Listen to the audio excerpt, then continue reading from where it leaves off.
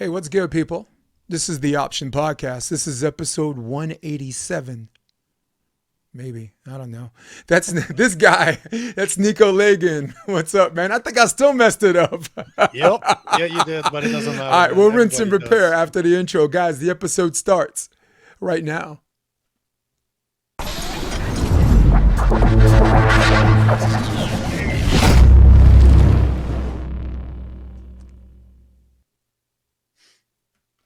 What's good, Nico?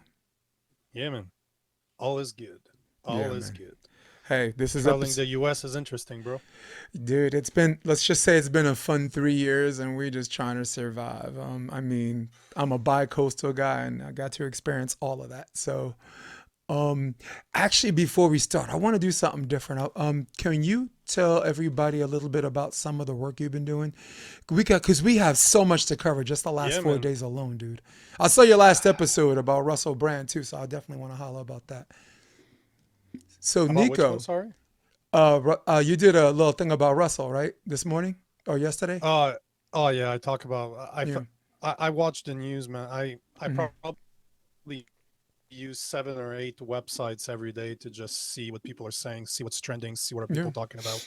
And I always look both sides of the aisle, right? I'm always looking at what's said on the right, what's said on the left, and man, Russell Brand, what Did, this is did he the step in it? Go ahead. yeah, but the thing is, you know what? Like I said in that video, this is one thing that bothers me is that we have tendency to crucify men on the public place without giving them the chance to explain themselves. So because 4 people came in, 4 women specifically in this case, came in saying 10 years ago he said he did something wrong. Okay, automatically people believe him, believe her, believe them, which makes no sense to me because if you look at the statistics, it's something like 90, more than 90% of people that do false claim, false accusation, see no consequences to their actions. Yeah. Well, More than 90%. So, for the people out there that believe that there's no incentive to lie, I'll check the fucking numbers because you're wrong. There are incentive to lie. of I'm not course. saying he did it. I'm not saying he didn't do it, but what I'm saying is that he is innocent until proven guilty, and that's what Yeah. that's what matters to me. And Because if I that's was in his situation, I mhm. would want that. and If that I was accused by someone, I would hope that the people around me would say, you know what, we know him. I don't think so. Let's have due process and see what happens. yeah. Well, with that being said, I'd like to say this. On the general concept of sexual assault and rape, it is the one crime, at least in the United States. I'm speaking as a bi-coastal kid, even though I travel around. I'm ex-military, so I got Okay. I got around too. I hit like 109 different countries, but it's the one crime where the court of public opinion Yep. plays it like you're guilty until proven innocent. And like you said, it's a hot water situation because in order for people to believe you, you have to disprove a negative. You have Mm-hmm. to disprove something that never happened. Which Yep. and as you know, in the rules of logic, you're a critical thinker like me. You can't disprove a negative. You can't prove something that didn't exist. How do you? I mean, right? Look. It's hard for the girl to prove that he did do it if it happened a long time ago. But on the other perspective, how in the hell do you prove that you didn't do it? how do right? How do you outside of videographic evidence or like a swipe Yep. credit card in a different Mm-hmm. place where she said that you were at that place, like what happened with the Duke lacrosse team a few years ago. They Yep. actually, lucky for them, man, they had an ATM, like a transaction, and the ATM had a video that shows that they weren't even there at the time that America was mad at the entitled kids, who get to rape who they want, So, listen, this is a very, very difficult subject, but I think we're the best two guys for the job. So, what the hell? Let's just start there. Let's start with what we know. I'm gonna give you the floor because I think we both got a good pulse on it. You already did a podcast on it, so go ahead. It comes down to this. There's a good reason why in the legal system the burden of proof is on it's not on the defense. The burden of proof is always on the state to prove that the person they're accusing of a crime actually did that crime, or at least they have to Mm-hmm. prove that there is one proof, but they need to prove without beyond reasonable doubt that he did commit that crime in this case. Yeah. And when you look at social media, what it does nowadays, the burden of proof falls on the victim. which how am I supposed to prove that it did not happen, that something 10 years ago did not happen? And a lot of people are talking about the fact that he allegedly had sexual relations with a 16-year-old. How are you supposed to prove that nowadays? Like, how are Yeah. you supposed to prove that it Yeah. happened, it didn't happen, that what he said to her happened or didn't happen? How are you supposed to put that into context in a world post Me Too movement, post Harvey Weinstein, Hmm. where women needs to be believed 100,000% of the time, because why would they ever lie? This is what makes no sense to me. And I don't believe in coincidences. And again, I'm not saying he did it, I'm not saying he didn't do it, but look at the coincidences here. You got to say it out he loud. Yep. I agree. he's always talking Yep. against the traditional media outlets. He's always talking about big pharma. He's always talking about governments. And guess what? Big pharma owns social media. They own governments. They own most. If you look at most traditional news outlet, they are owned by big pharma.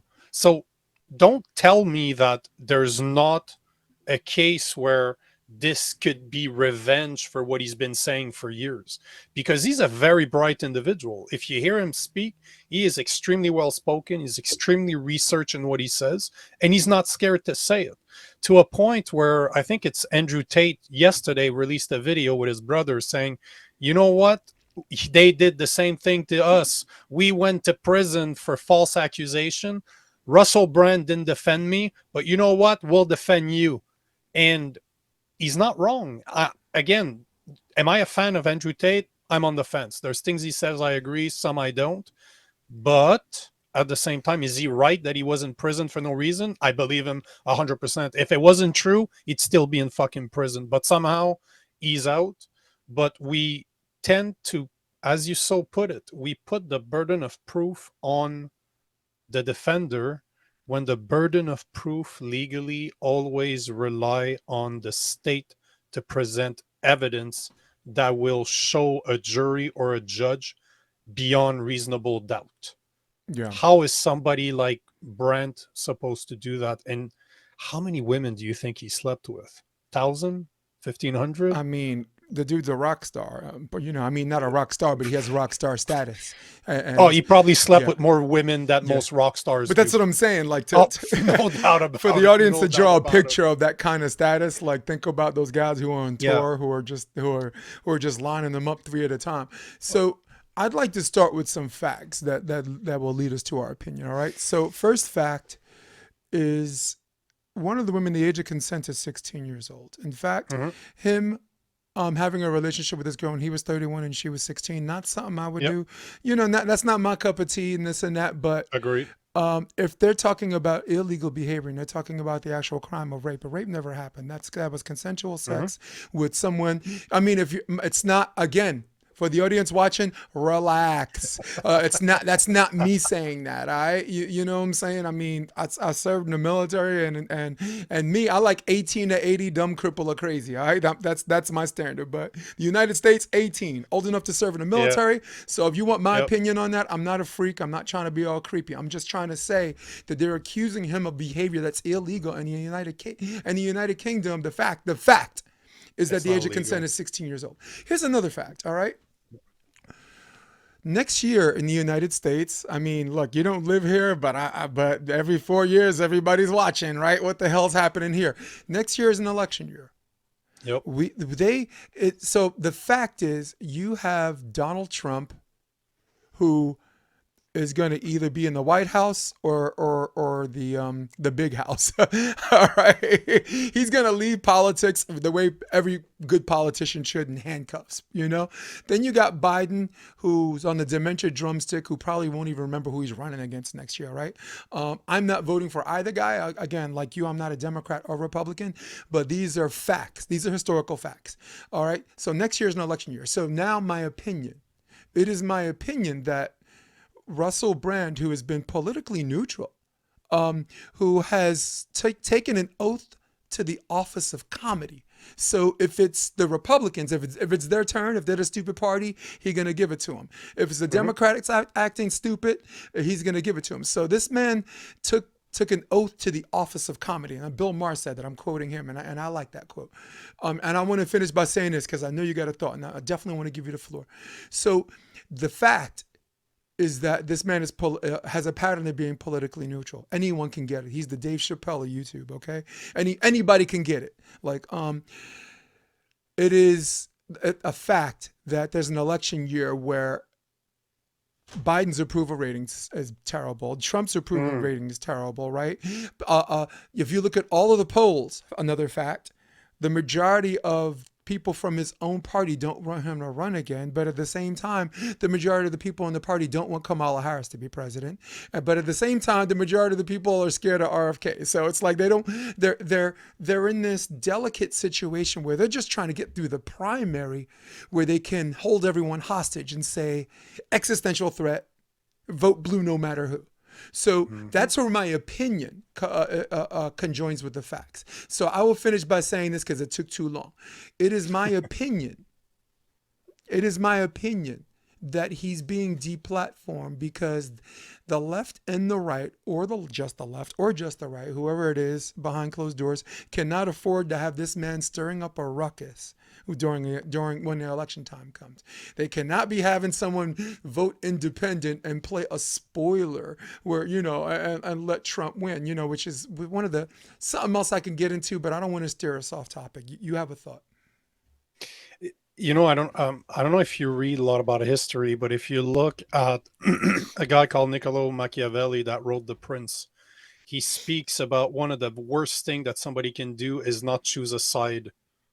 This is one of the worst thing that you can do, because there's three types of people that are going to be with you, against you, or people that are going to be neutral. If you have somebody, if you're in power and somebody is against you, you know their position, you know where they are, you know who they are, you know what they're doing, and you know what their opinions are. At the same time, if you are somebody that's with you, obviously you know where they stand. But if somebody is against you, you're in a situation where you can't trust them no matter what. So if you win, you can't trust them. If you lose, they weren't there to help you. If you win, they weren't there to help you. So you can't trust them. This is why Brandt is in the situation that he finds himself right now, because he's hated from both sides of the aisle, because he is not a Republican. He's not a Democrat. He sits somewhere in the middle. He's more of a libertarian. I would say that he's probably more a leftist libertarian. Like he's probably more to the left than he is to the right, because he's not a religious person, obviously. But it's interesting that he is in a situation that he's in. Well, at the end of the day, it is predictable. I saw that coming. Right. That he's going to get buried from both sides. Both sides right now are laughing their asses off. And that's probably why, if you look at the people that brought back those evidence, and I'm air quoting here, they came from multiple news media outlets. Because if you look, the fact that it's Fox News or the fact that it's CNN doesn't matter. The message is the same. They're talking about two extremes of the same thing. But if you look at the extremes, they're more the same than they are different. Agreed. Yeah. But again, what are you supposed to do if you're Russell Brand? Because I'm not going to say that I agree with most of the things that he says, but I agree with a lot of things that he says. So what are you supposed to do? It's a two-system party. What are you supposed to do? Well, what you're supposed to do, it's basically, there's two things you can do if you're guilty. Assuming if he's guilty, you go in hiding till this thing blows over, or just come out in Front Street and say, hey, listen, this happened. Maybe I did, maybe it happened, and I'm sorry, right? But with that being said, if you don't believe that you sexually assaulted anyone or you raped anyone, I think standing up on Front Street and saying this is absolute nonsense might be the way to go. It's the way Trump beat his sexual assault, 100%. Which also pisses me off. Trump is not was not deplatformed for this, right? The man slept and allegedly sexually assaulted so many people. Nothing happened in his political career, right? Biden sexually assaulted someone, and the woman that filed the complaint left the country. This woman left the country because she had death threats, which, by the way, it makes her more believable, because if she did, if she's making it up, why would you threaten her life? right? Hmm. Why tap her phone? Why, why go through all this stuff if she's just a nut? So, so I'm just disgusted, and I put it on social media that there's a selective Me Too thing happening, Of course. and the timing. I'm telling you, it's September going on October. You're gonna have primary debates heat up on CNN, Fox News, MSNBC. You're gonna have a bargain basement of people who think they deserve to be president, and Russell Brand is gonna ruin it all if he continues to have a platform. But the question I had though is not what he does from now on, because there's only one thing he can do is be upfront about it and just say, I didn't do it, fuck you all, here's my middle finger and I'm giving it to you, because you don't get canceled if you refuse to get canceled. Right. If you notice, the people Especially that someone don't, like him with his oh yeah, platform. Yeah. yep, people, if you don't bow down, and don't, not only don't bow down, but one of the first rules of radicals, one of the first rules of revolutions is to make fun of your enemy. So not only don't back down, but start making fun of them to the point that what they're doing is not working. He's a comedian. He could do that with his eyes closed. Yeah. Ridicule the people that are trying to ruin you, because the most powerful message that you can have, and look at a guy like George Carlin, he was brilliant in the way that his Oh stand-up wow. was. He Yeah, he was not a was. comedian. That dude No. should have been a fucking politician. Yeah, that dude's If you the goat, listen to man. what he had to say, Hmm. people are like, ha ha ha, ha, whoa, what the fuck did you just say? Same thing as Dave Chappelle. Dave Chappelle to me is a black version of Carlin. George Carlin, Hmm. of more of today. But Dave Chappelle is probably my favorite comedian of all time because of the. Do I agree with him with a lot of things that he says? No, but his delivery, the way he says it, the Hmm. balls that he has to say what he says Hmm. is brilliant. But at the same time, comedy is the most powerful tool that you can use. So It's the last hopefully, bastion of hope for free absolutely, speech. and everybody laughs. It is the hardest thing to do, is to make people laugh. Yeah. It is the hardest thing. So to me, he has the perfect, if he sticks his two fingers up in the air and say, you know what, I didn't do it, this is what's going on, they're trying to attack me, they're trying to deplatform me. I Hmm. would go even further as to contact a guy like Andrew Tate. I would start recording stuff with Andrew Tate where they both speak about the Matrix, as he likes to call it. Hmm. I would double down on that stuff, because that's the only power you have at this point. If you don't double down, Hmm. people will doubt you. If Yeah. you start retreating, people will doubt you. But if you start sticking even more cameras in your face, if you start surrounding yourself by people that were deplatformed, like, look at, as I said, an Andrew Tate. Yeah. Look at Candace Owens this week. Do you know she got deplatformed by YouTube? They were talking No. about it on the. Yep, yep. And They removed let me her. tell you They something. removed her. They removed your YouTube. I lean more L- left than right, Yeah, but I respect that woman. I fucking love Candace Owens. Yeah. Try debating that girl. You better be fucking ready with an arsenal that one person can't take her on. I haven't seen somebody No. that can take her on right now. It's like Well, trying to go to war she with never mess with a New Yorker, but no, but I get what you're saying. oh I get man, what you're saying.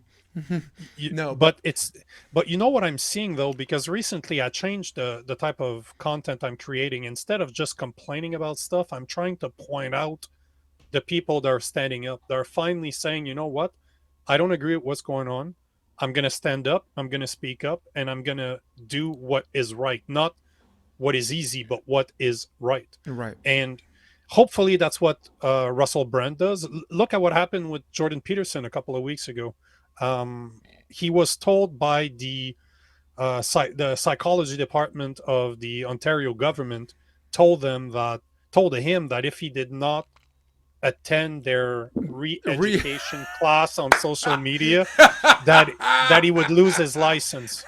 And you know what's funny about this is that I'm ready to bet that they don't even have a re-education course put together. It doesn't exist. They No, I'm ready to bet that they were bluffing, that all they wanted to do is to make him think that it was too much work, because Mhm. he has probably 5, 10, 20 million followers. He probably makes $1 million a month, if not more. He don't need to be a physician anymore. He don't need to be a psychiatrist anymore. He can do Right. that shit, write books, make appearance, continue running his podcast. He'll continue making money. But instead, it's fucking brilliant. He's like, you know what? Game fucking on, motherfuckers. Mm-hmm. You want to go after my license? No problem. I will make you look so stupid. I will make sure to record everything and to broadcast it online. I will make fun of how stupid you are just to show the rest of the world that you're not scary. Yeah. We're always scared. We're more scared of the demons we think will happen than what will actually happen. Yeah. Where we make up shit in our head. Oh yeah, but this could happen. This could happen. I'm guaranteeing you right now that the government department of psychology of Ontario is scared shitless. They're like, oh, what the fuck are we gonna do now? We Yeah. don't even have courses. Who can literally sit across from Jordan Peterson and debate with that guy? Name me one person alive that has the skill that that guy possess in conversation. Probably Ben Shapiro. Oh You yeah, know, but they agree. yeah. That's fucking scary because they're Yeah. both on the same side. Well, honestly, listening to your last 3 podcasts, I would say you know what I'm saying? You have a pretty good skill set of not ammunition stored in your head, because I think Peterson's bandwidth, like what he's able to store It's and what he's able to just impressive. roll off dates, times, exact quotes. Yep. Nobody is prepared for that. No. Sam Harris is a little bit like that, but I don't know. I He's think not on the same level. no, he Although became when they dumber. debated, it was He became great. dumber the last 3 years too. You know. But it was great when they debated, though. They did a tour together where they were both What? representing the What? right and the left. Yeah, that was years ago, but it was brilliant. Yeah, what? Sam Harris is brilliant. But Sam, He's absolutely. but Sam I Harris don't right like the now guy, is, but he's brilliant. no, but Sam Harris right now is punching every debate he's gone through. He's punching down. Do you know what I'm saying? Yeah, He's but that's easy he's to look preying good when- he's preying on the less capable, and I don't like that. Peterson will talk to anybody, and he doesn't. You never see Peterson, and it's so weird because it's like in this country, it's like if you like Peterson, you're a Republican. If you like Sam Harris, you're a Democrat. And I'm not speaking from that perspective. I'm speaking about what I could see and hear with my own 2 eyes. Peterson, you never see him punch down unless someone down there tries to punch upward. You never see Peterson bury, like I've seen him in conferences where people just ask him questions, you know, and these filled auditoriums, these filled lecture halls, and people are like, I got a question. And you never see Peterson clam bake someone unless they attacked him personally. And even then, you won't see him clam bake someone. You'll see him. Yeah, it's really, really cool. And I guess I gotta look in the past and see him, Harris and Peterson collide. Now Peterson did what he had to do because he has a status he doesn't enjoy, like Russell Brand though. He had to be assertive. He does not want. Russell Brand has Rogan status. Russell Brand can sit back and say nothing for the next 3 months, and he'll still have I think he has like 21 million subscribers on YouTube, which is ridiculous. You know, that's like Rogan has 11 million views an episode, which really means 21 million because not everyone listens to every episode, right? Like I'm like, if it's Jamie Foxx, I'm gonna listen to it. If it's Ted Nugent and they want to talk about hunting, hunting's not my thing. Yeah, I'm not gonna listen to that. So, but I'm glad you and I are brave enough to actually just talk about these things, because when it comes to sexual assault and rape, what we were talking about before, it's something that gets you canceled, especially when you have 2 men talk about, you know, the accusation of the selective amnesia of Me Too, the selective amnesia of Me Too. We have a guy who's in the White House right now that I believe raped. We had a president be in the White House before that I strongly believe raped. I'm a New Yorker. I know what Donald Trump's been accused of and in and out of court of. As a New York, asking New Yorkers what they think of Trump, even the people that respect him will be like, look, we want to forget about that. You want to forget about that past. So, but yeah, I think he's got a platform, and if he said absolutely nothing, I think it'd be all right. You know? Peterson had to stand up for himself because they were going to cancel him. Yeah, but he's not on the same level either. No, like you're. No. I'm more of a Russell Brand. Yep. Jordan Peterson is a step above. Like guys like Brand are trying to relate. You know, in my past life, I was a sales engineer, so I worked for very high end telecommunication companies, and what I did is I took extremely complex technical solutions and I put them in layman's terms for customers. So this was my job. It was to vulgarize are offering to people that might not understand. Right. And this is what I do with what I do now today. There's no difference. I just change the subject. I take context of a Nietzsche. I take context of a Jordan Peterson. I take context of all the books that I read. It doesn't matter what I'm reading about. It doesn't matter that it's psychology. It doesn't matter what I'm reading about. But I take very complex. I love to read about complex subjects, Mm-hmm. research them, and then break them down in videos. Use solid example like doing um, somebody that's just doing. Look at what's happening in New Mexico right now, where the sheriff said, "Fuck you! I'm not enforcing it because you're going against the Second Amendment. You're going against the Constitution." People stood up. Regular people just walked to the center about Albuquerque with their AR-15 and said, "You know what? No, it's a right that we have. You don't get to remove. You don't get to do what you did. You don't get to use a loophole in order to remove our rights." Right. I think This is that's, all. But this is all we need to do. yeah. And throughout history, this is all. It's always done. If you look at Alinsky explains it, the haves and the haves not. If you look at whatever revolution book you want to talk about, they always talk about the people that have power and people that don't have power. And for the people that have power, all they want is to hold to their power. They Yeah. want more power, but there's just so much power. There's Yeah. just so much power available, but they want power. Who did they take it from? The people that have not. And that's what we're seeing today. I don't care that you're a Republican, you're a Democrat, you're a Libertarian. Do you trust the government? Do you think that they have your best interests at heart? Do you think that the elites, the people that have all the money, do you think they care about you? You're If you right. start from that principle that they don't, life becomes extremely easy. Yeah. You can start seeing what's going on and seeing guys like Russell Brand, seeing guys like Andrew Tate. You see guys like Jordan Peterson. You see even what happened to Rogan about 6 months ago. He pussied out, and I was really disappointed. But still, you see all those guys get attacked one after the other. Mm-hmm. Why? Because they're taking power away from the haves. Right. Because the power at B are like, whoa, whoa, whoa, whoa, whoa. You guys have way too much power and we don't like it. This used to be our power. You took it away from us. We're going to try to take it back from you by shaming you.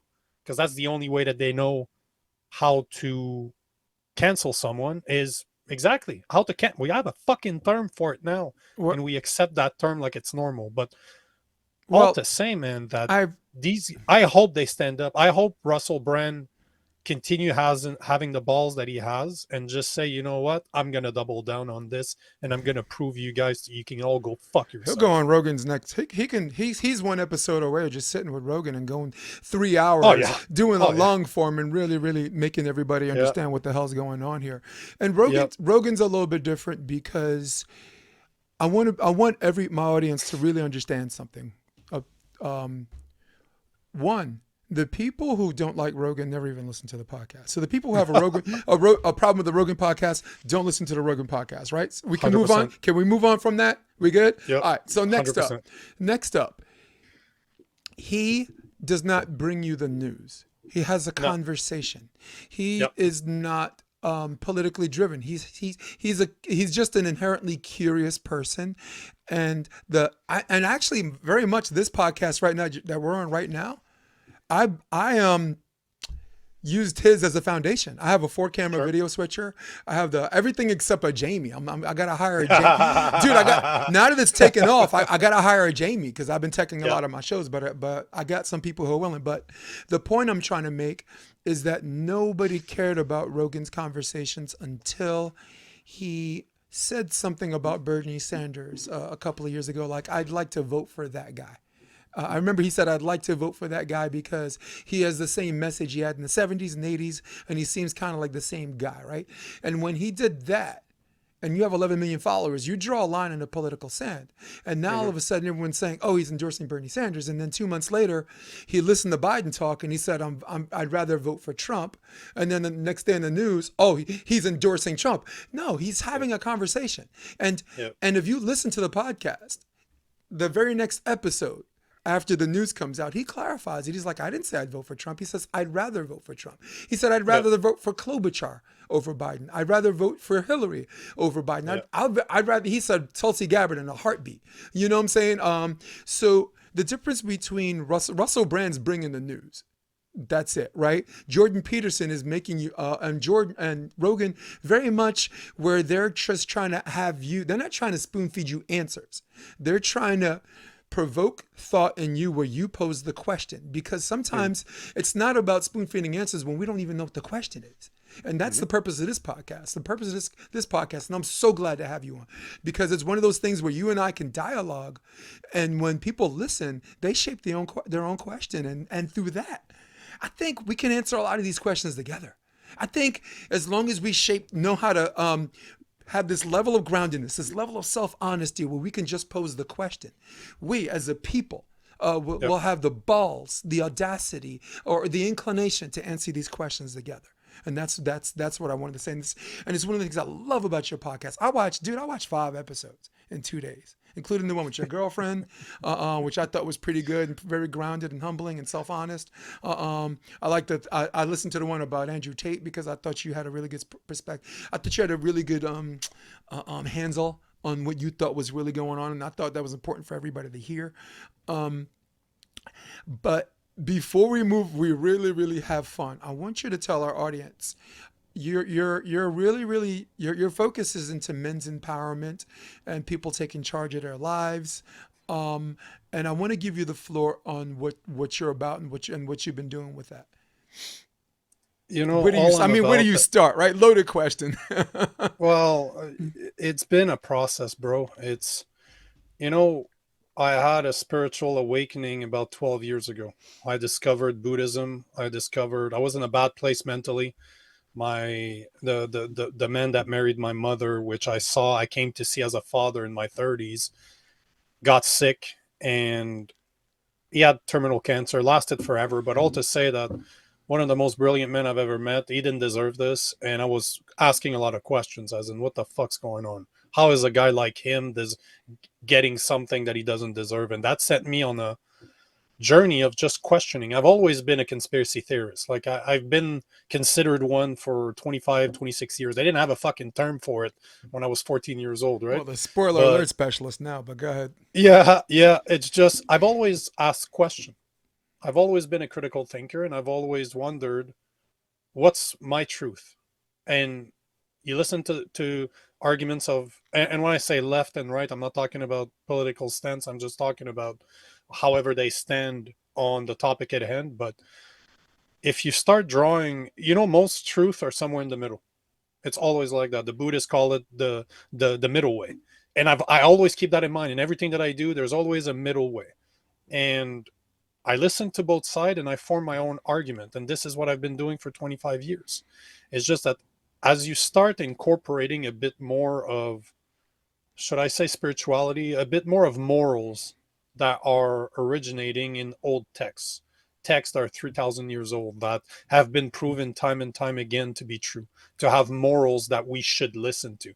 And that goes for Buddhism, that goes for Christianity, that goes for Hinduism. It goes through a lot of religion. The thing is that we forgot. And I started reading about this 12 years ago. And this is where you start asking questions. I'm like, if you start removing the technology aspect, if you start to remove the societal belief and you put yourself in the time of the text where it was written, you're like, oh shit, this is the exact same thing we're still going through. We have not really changed over the past 3,000 years. And I would argue that it's probably a lot longer than that. But all to say that when you start asking yourself those questions without having a biased opinion, this is where shit starts to happen. And this is what I hope I'm able to do with people, is just say one thing that will make you realize that, you know what, shit, I think you might have a point.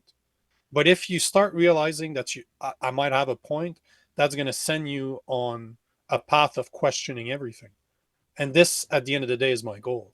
If I can somehow grab your attention and make you realize that a specific subject is not what it appears to be, this automatically will open other horizon. I just want to open the door to the rabbit hole.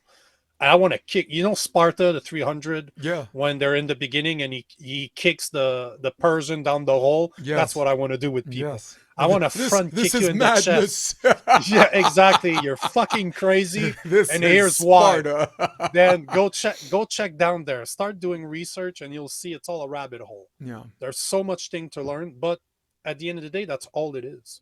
Yeah. I want people to realize that you need to question yourself first and foremost, Mm-hmm. because that's the only thing you control. You don't control what's going on right now. You know, I've been I haven't been living a very typical life for almost 4 years now.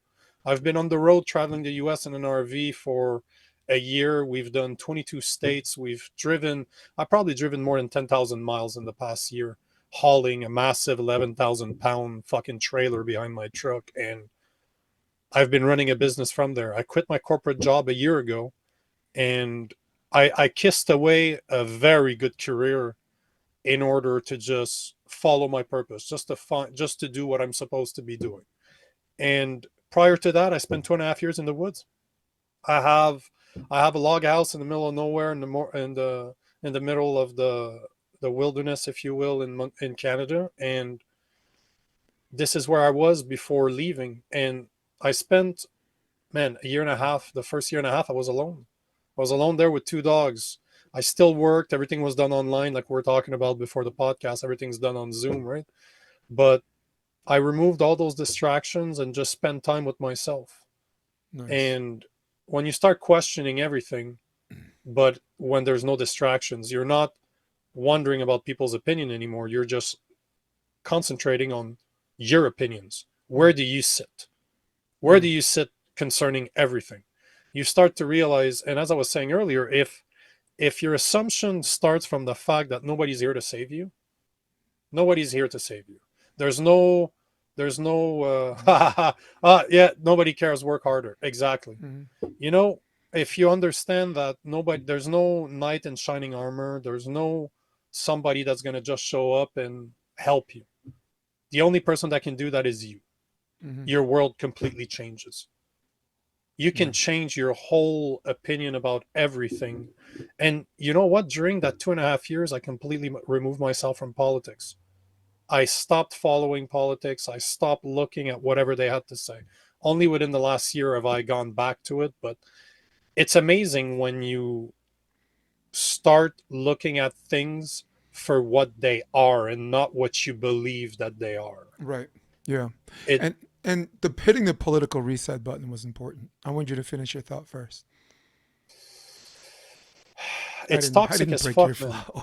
I didn't break your No, but flow. it's no, but it's really toxic. Yeah. Like if you look at if again those are principles that were written by Niccolo Machiavelli 500 years ago. If you guys haven't read The Prince, read The Prince The and Prince. you'll understand the people in power, how much they don't give a fuck about you.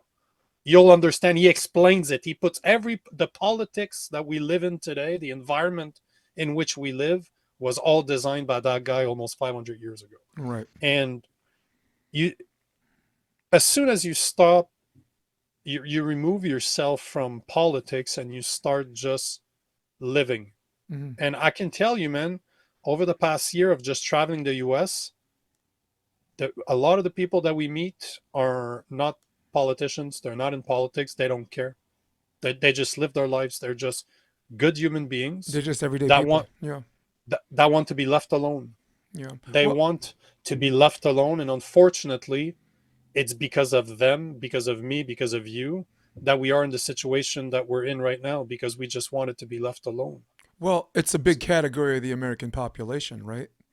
It 80%. and I'm If you yeah. if you look at the bell curve, it's Mm-hmm. somewhere between 64% and 80% of the people sit somewhere in the middle, Mm-hmm. and they don't care. They just want to be left alone. They just want to live a good life. They want to have enough money to take care of their family, to have enough fun on weekends, and that's all they want. They want to be left alone. Well, it's a big category in the sense that like I'm 53 years old, okay?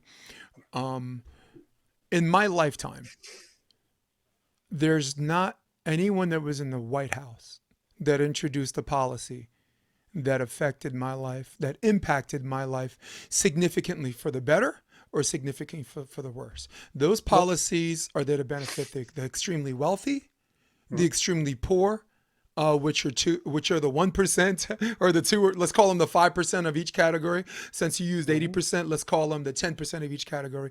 But the other 80 in their lifetime, there's not a whole lot of bills that are going to be signed that are going to affect someone's life significantly. The only thing that affected me is Barack Obama, right? He signed a bill called VRAP, Veterans Retraining Assistance Program. I'm a Gulf War vet. So what happened was I had a midlife crisis because I was working for a cardiologist who 17 years, a guy named Dr. Rosenfeld, Canadian, went to McGill.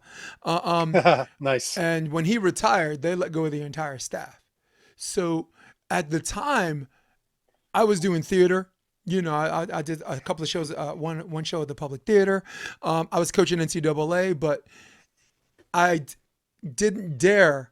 I dipped my toe in it because I was too scared to jump in, right? But when you lose your 9 to 5 for 17 years, the first thing you're like, oh my God, I need another 9 to 5. I need to make sure my first chakra, you know, my groundedness, my security, the carpet under my feet, the car I drive. You know the 7 major chakras of the spinal cord. That first chakra, the opposite is fear, right? So they signed a bill that allowed me to go to real estate school because I tried that out. That only lasted like a year. They paid for my books. They paid for the class. They paid for some cost of living. And if you were a veteran that got laid off through no fault of your own, the first 40,000 applicants, because they were trying to do this bill to see if it worked on veterans. And if it worked with veterans, they were going to try it with everybody. But what happened was, and again, don't mean to be political, but the Republicans shot it down after VRAP. But VRAP, that was the only time in my life that someone did something that helped me. And this real estate thing only lasted a year. I'm like, dude, no, I'm a volleyball coach.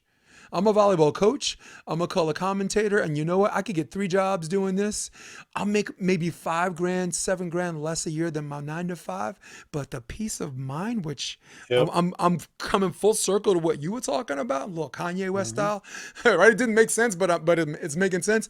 But the peace of mind is worth the price of admission. And you have ups and downs in your life. But when you're up, you're up. Right now, dude, I'm all the way up. I'm on this podcast having a good time with you. But one more thing I wanted to say, and I want to give you back the floor. Sometimes when you're so deep in the politics that you become this version of yourself that you don't like, you have to hit the reset button. You become judgmental. They're like, whether you're not politically, you think they're both full of shit, and then you start judging all of them like I call them Democrips and Republicans. That was my worst. My worst moment was calling them that, the 2 biggest gangs in America, which is true, but it's not productive. You know, so, and it got so bad 4 years ago, even my own wife unfriended me. Like when Obama ran against Mitt Romney, I was fighting with everybody. I was on Obama's head back then. And I was fighting with everybody. She's like, I got to unfriend you until the election's over. That's how bad it got. So I think what helped you, and I'm getting somewhere with this, or at least I think I am. I think what helped you is when you spend time alone, self-reflection, self-examination. Where do you fit into this whole schema? Is it small? Is it big? You allow yourself to ask the question, which is the whole point of what I was talking about this podcast.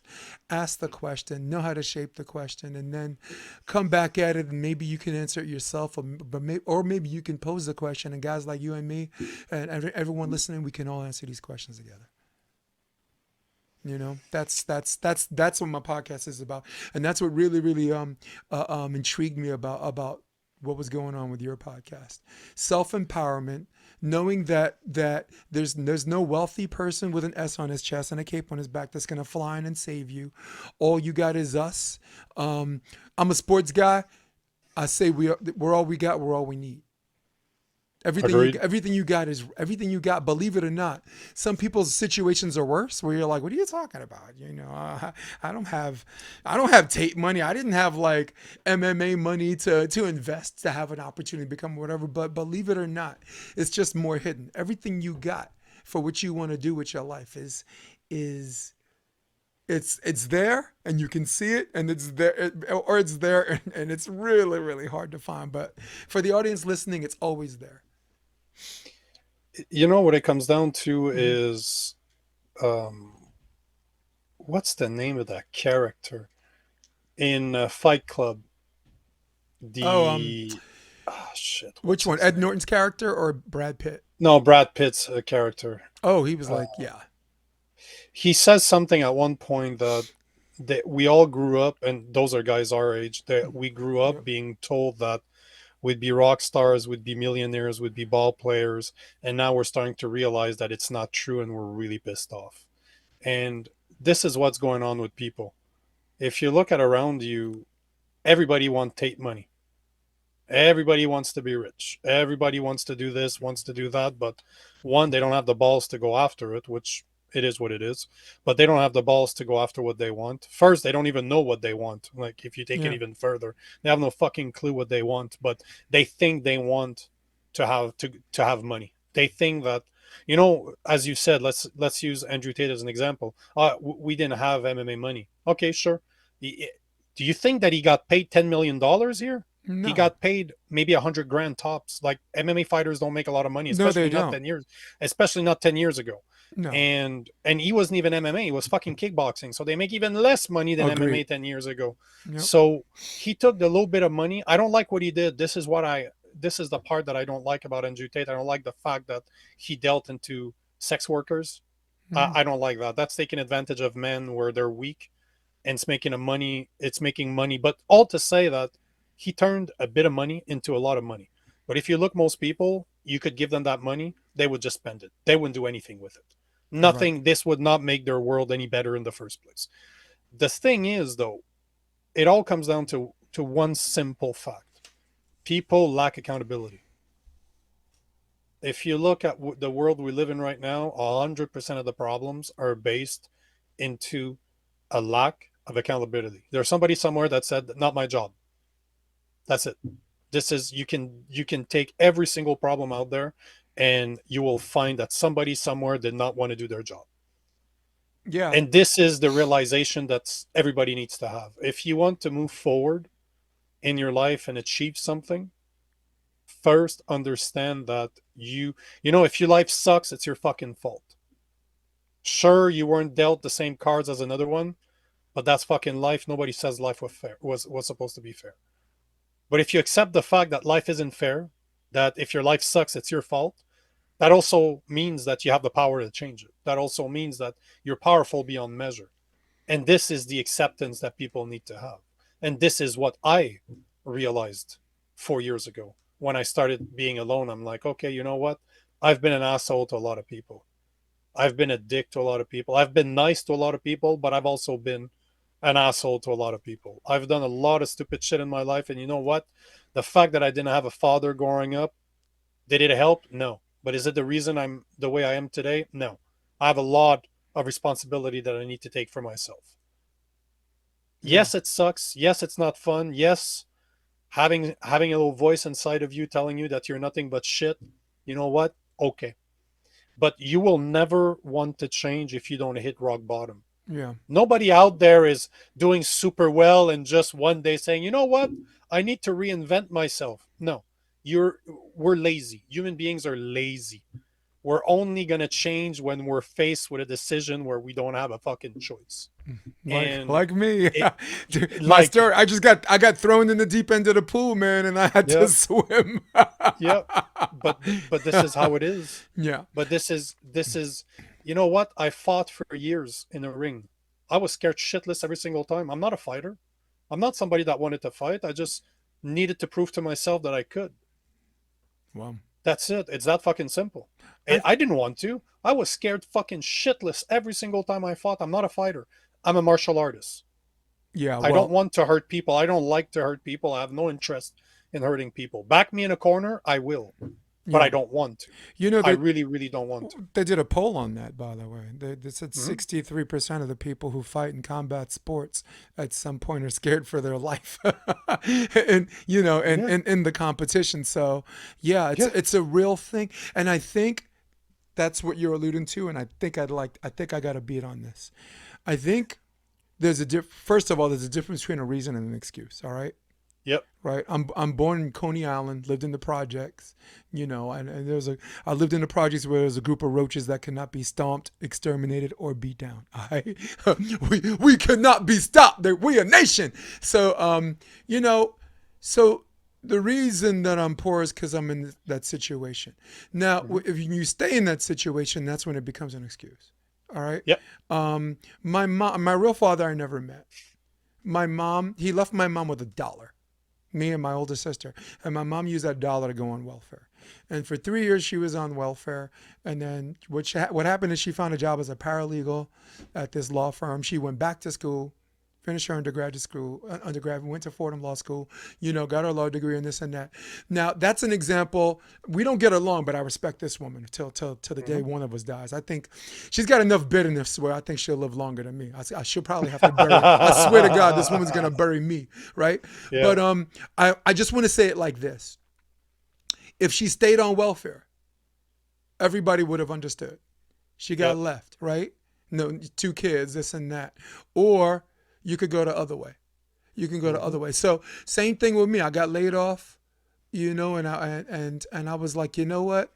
I was never a 9 to 5 person. I didn't have the balls. I'm saying it out loud, okay? Look, Brooklyn, people with Brooklyn, you got to have balls to do everything you do just to grow up. But in this situation, I didn't have the balls to leave my 9 to 5. You know what I'm saying? And sometimes there's an inciting incident where you just leave like you did, right? You left. Or there's an inciting incident where the whole staff got laid off after this guy retired. You know what I'm saying? So I just want our audience to understand the distinction between a reason and an excuse. During COVID, I put on a little quarantine 15, and I'm walking by the beach because that was the only thing that was open, and this girl walks by and she's like, "Oh my God, Jason, wow, you put on weight," and I was like, "So did you?" And she said, "Well, I got 3 kids," and I was like, "How old's your youngest kid?" She's like 6. I said, "Get the fuck out of here." I said, get the fuck out of here. But when does a reason become an excuse? That's all I was trying to say. You look at what happened in Canada. So we are 85 to 90% of people are vaccinated in Canada.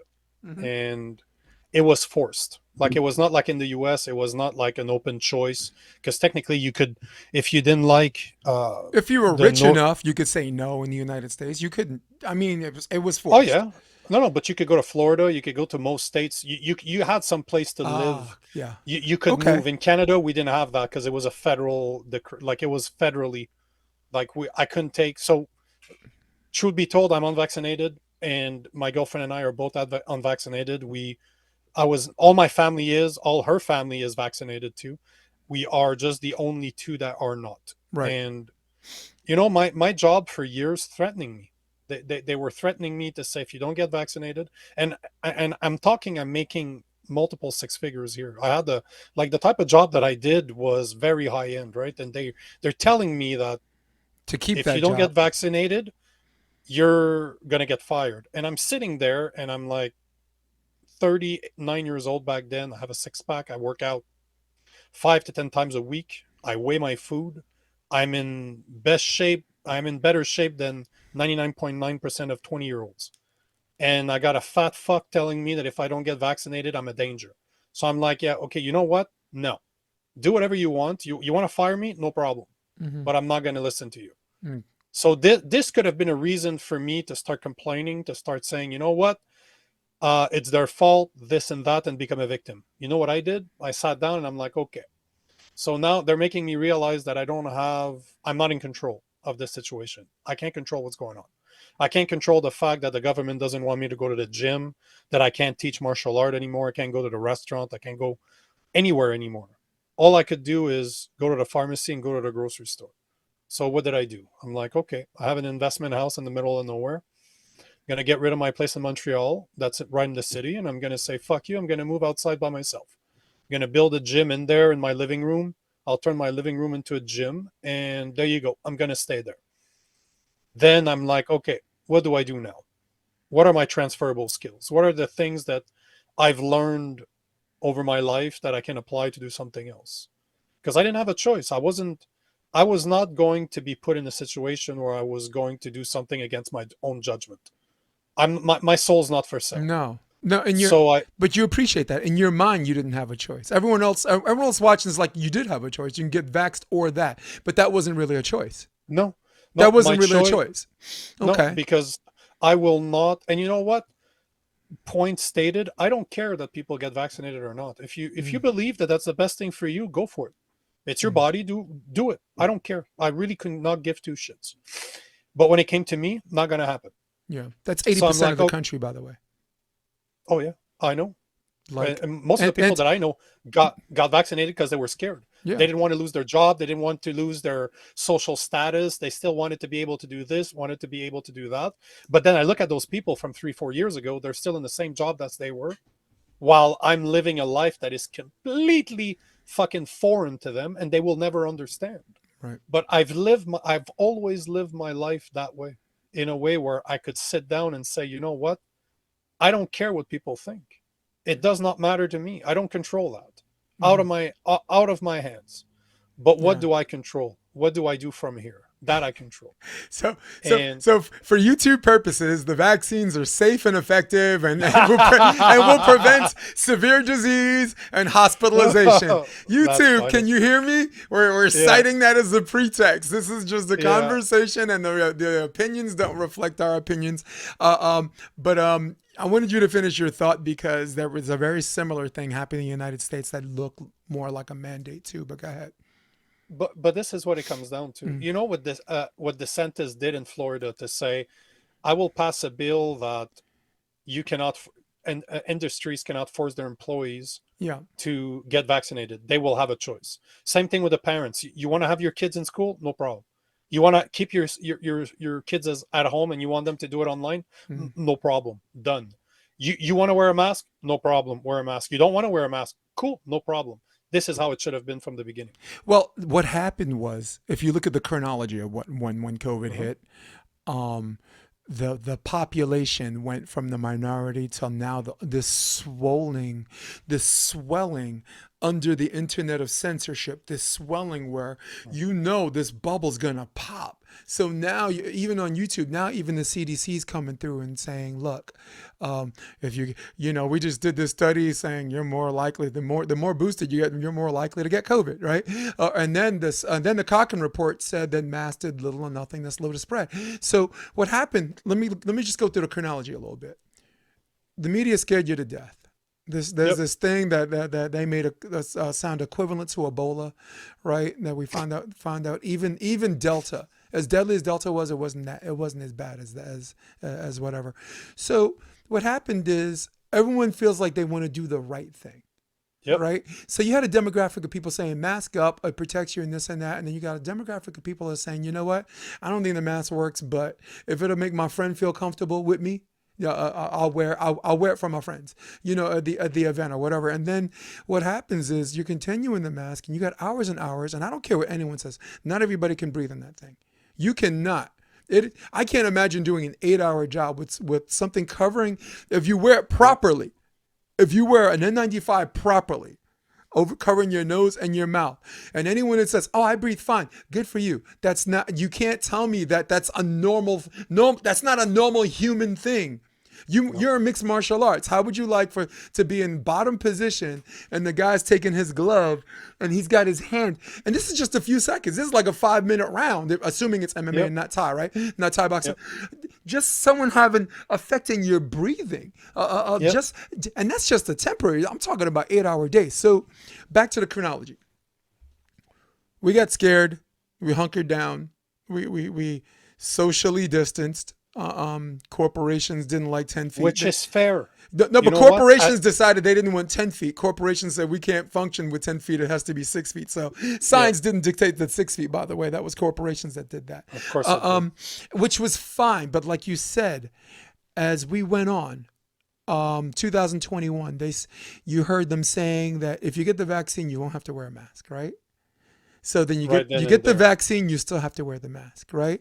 And then in July, they're saying that if you get vaccinated, you won't get COVID. which people were posting on Twitter saying that's false. I got it and whatever. And they were calling those breakthrough infections. But there were too many cases where it's not a breakthrough infection anymore, where they had to conclude that it no longer prevents transmission. So I'm on YouTube right now, so I'm safe because right now I'm echoing the sentiments of the CDC and the World Health Organization, which, by the way, I got flagged, by the way, and YouTube apologized to me. I'll talk about that later. It's the first ever apology by YouTube in the history of the internet. I got an apology from YouTube, but so the chronology wise, if you do this, we'll go back to normal. That's the point I was trying to make. And then a few months later, you do this, we'll go back to normal. And then, of course, the virus stops with every vaccinated person. That was on MSNBC. That was on Fox News.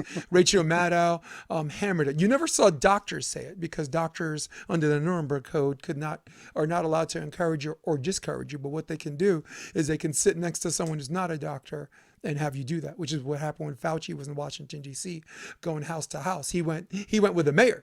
Right? I know you saw that video. That black guy was like, I don't know. He says, if they're offering me cookies and money to get it, it can't be that good. You know? So here's my personal coming to Jesus moment. I'm from New York. 70,000 medical professionals, doctors, nurses, medical workers, whatever, billing code specialists, people that are in an environment like that got fired, lost their jobs for refusing. Medical professionals.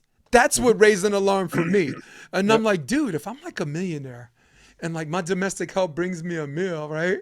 And they bring me some dumplings and I'm like, hey, this is really good. Why don't you try a dumpling? And no, I'm good. I'm like, if the domestic help's going to give me food that they're not going to eat themselves, I might start to wonder, well, did you spit in this?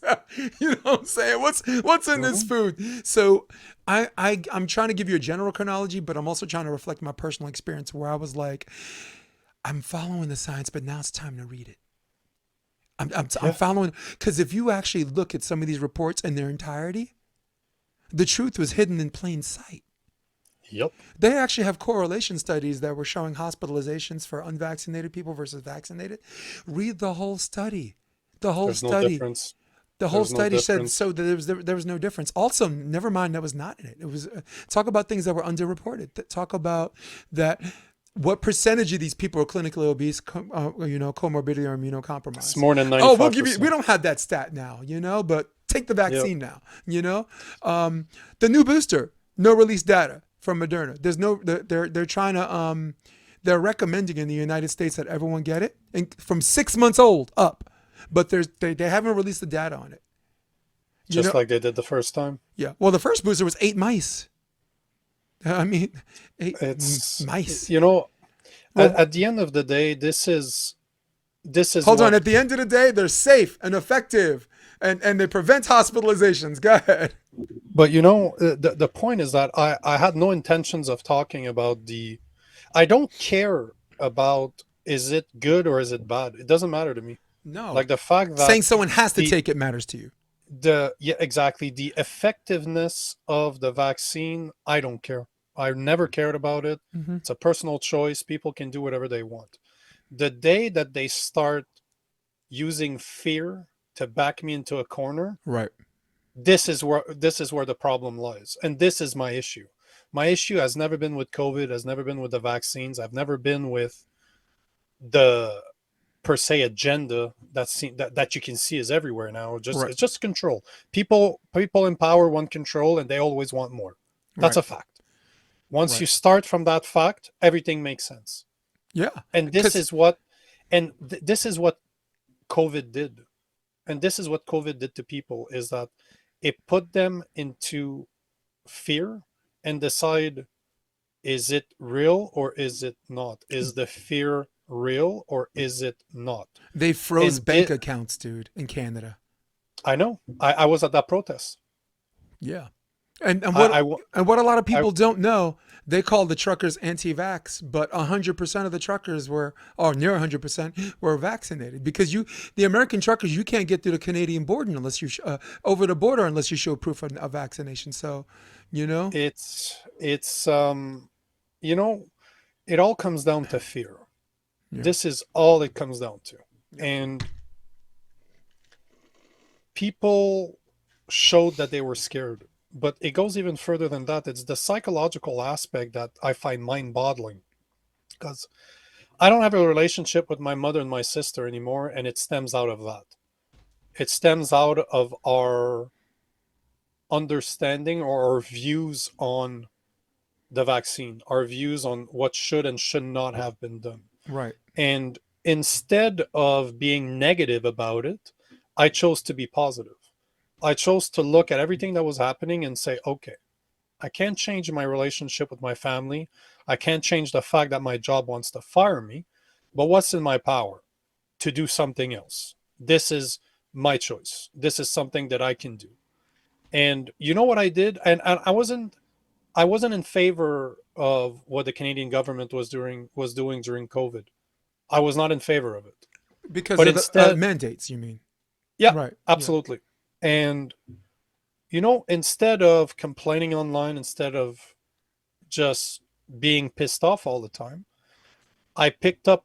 we made signs that said free hugs, and we started giving hugs to people in the middle of a pandemic. I have probably 10 hours of footage in four different protests. Two of them had more than 100,000 people there. And I wasn't protesting with the rest of the people. I was hugging them. And I have it God all bless. I have it all recorded. I've released so much of those videos over the years, but all to say that it's all a matter of perspective. Mm. When you first understand that nobody likes you, that nobody's here to save you, that nobody's there to make you feel good about yourself, that it is your fucking job, you start to see the truth is everywhere. And your truth is only relevant to you, just like your feelings. Nobody fucking cares about your feelings. They're your truth. They matter to you and you alone. But at the same time, that means that you can control your life through you, through the decisions that you take. Is it going to be what you wanted? Maybe not.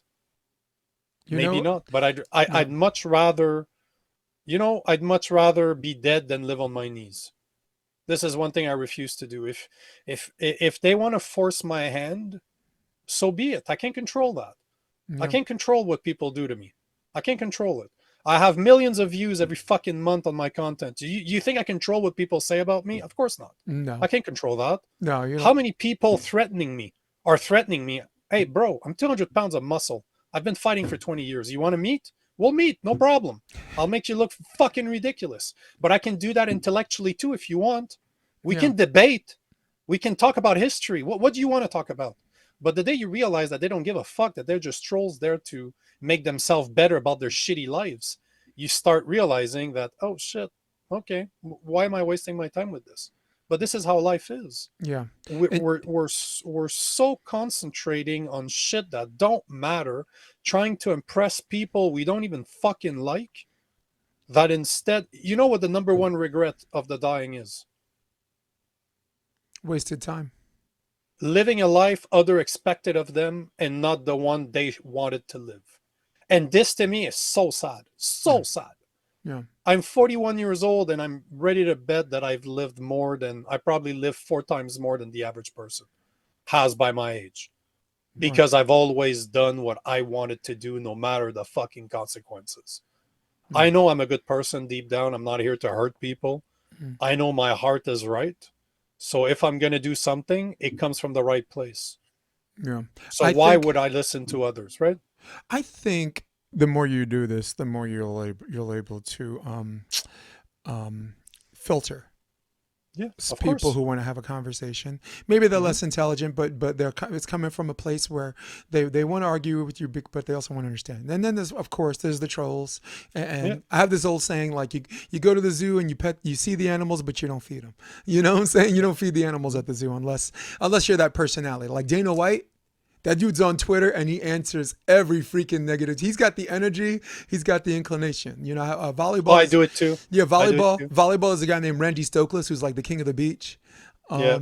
Who I did a broadcast with him for the Motherload, and he, like me, it upsets me because it is in our human nature to see 19 compliments and one person, being an idiot, And it's in our human nature to pay attention to the idiot. And I'm at the tail end of that.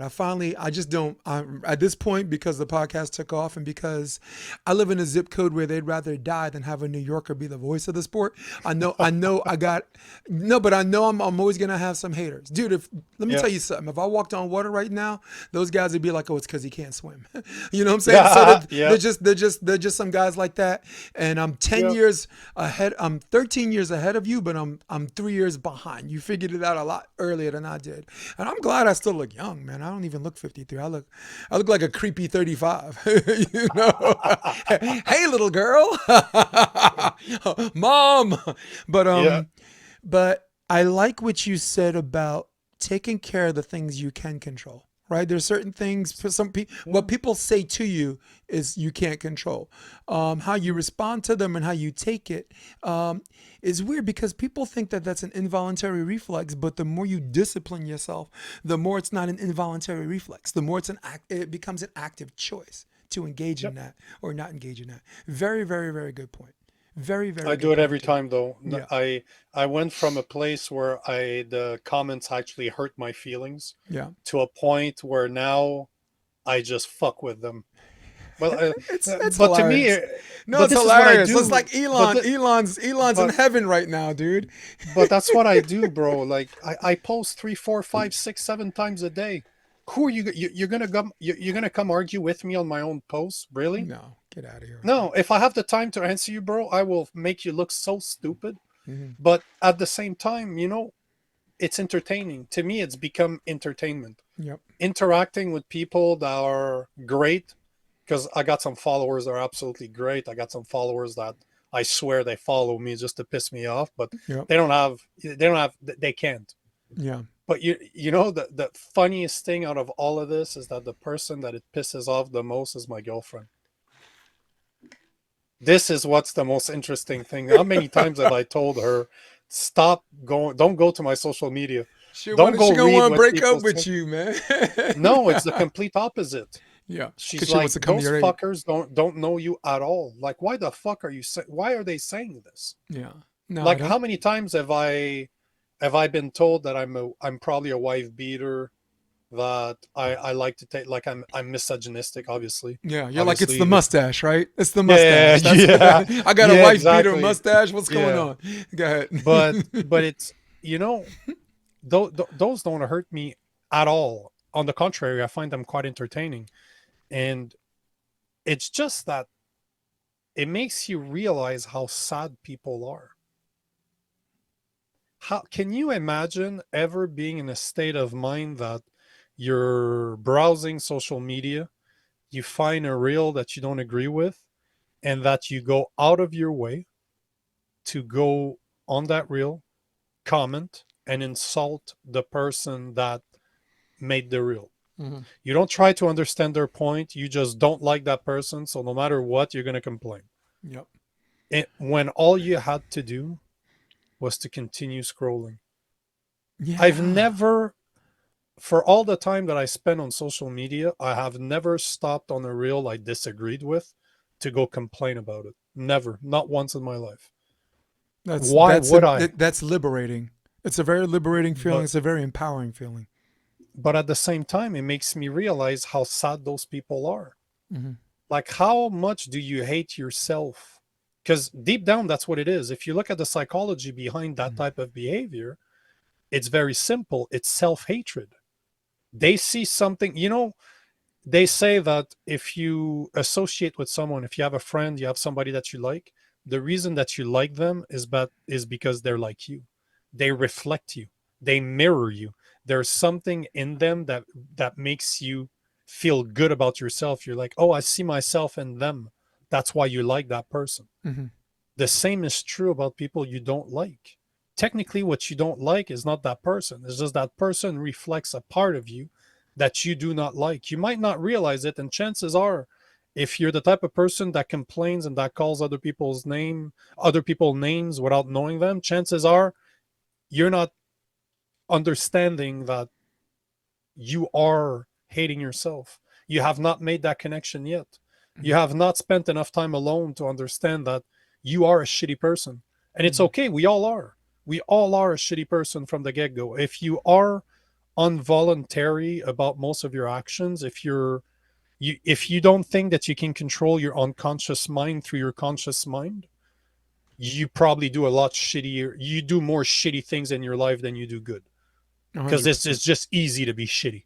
It's Yeah. easy to be selfish. It's easy. It's so easy to be shitty to other people. It's a lot harder to be nice than it is to be easy. And Than isn't it is to it's shitty. Yeah, it and is. and when you see these people in real life in real time, Yeah. it's like, wait a second, you're 25, Mhm. dude. You look Yeah. 40. And I'm not trying to insult anyone's appearance, but I'm just trying to say when someone spends this almost infinite amount of time allowing someone to live rent free in their head. Mhm. I don't know. I mean, isn't it? I don't know. I don't know the science behind living longer on love versus living longer on bitterness because I said I got a one person sample size with my mom. That I was joking. I'm like that woman's gonna live longer than me because Yep. whatever's keeping her blood boiling is more productive. But I don't know. You look back in your life and you're like, what happened to you or what happens in your life? And you said this on one of your podcasts, and Rogan actually said this on a previous podcast, and I want to say it like this. You have a finite amount of time on this planet, right? Yep. It could be a good time or it can suck. And if it Mhm. sucks, you need to fight like hell as if your life depends on it because it really does.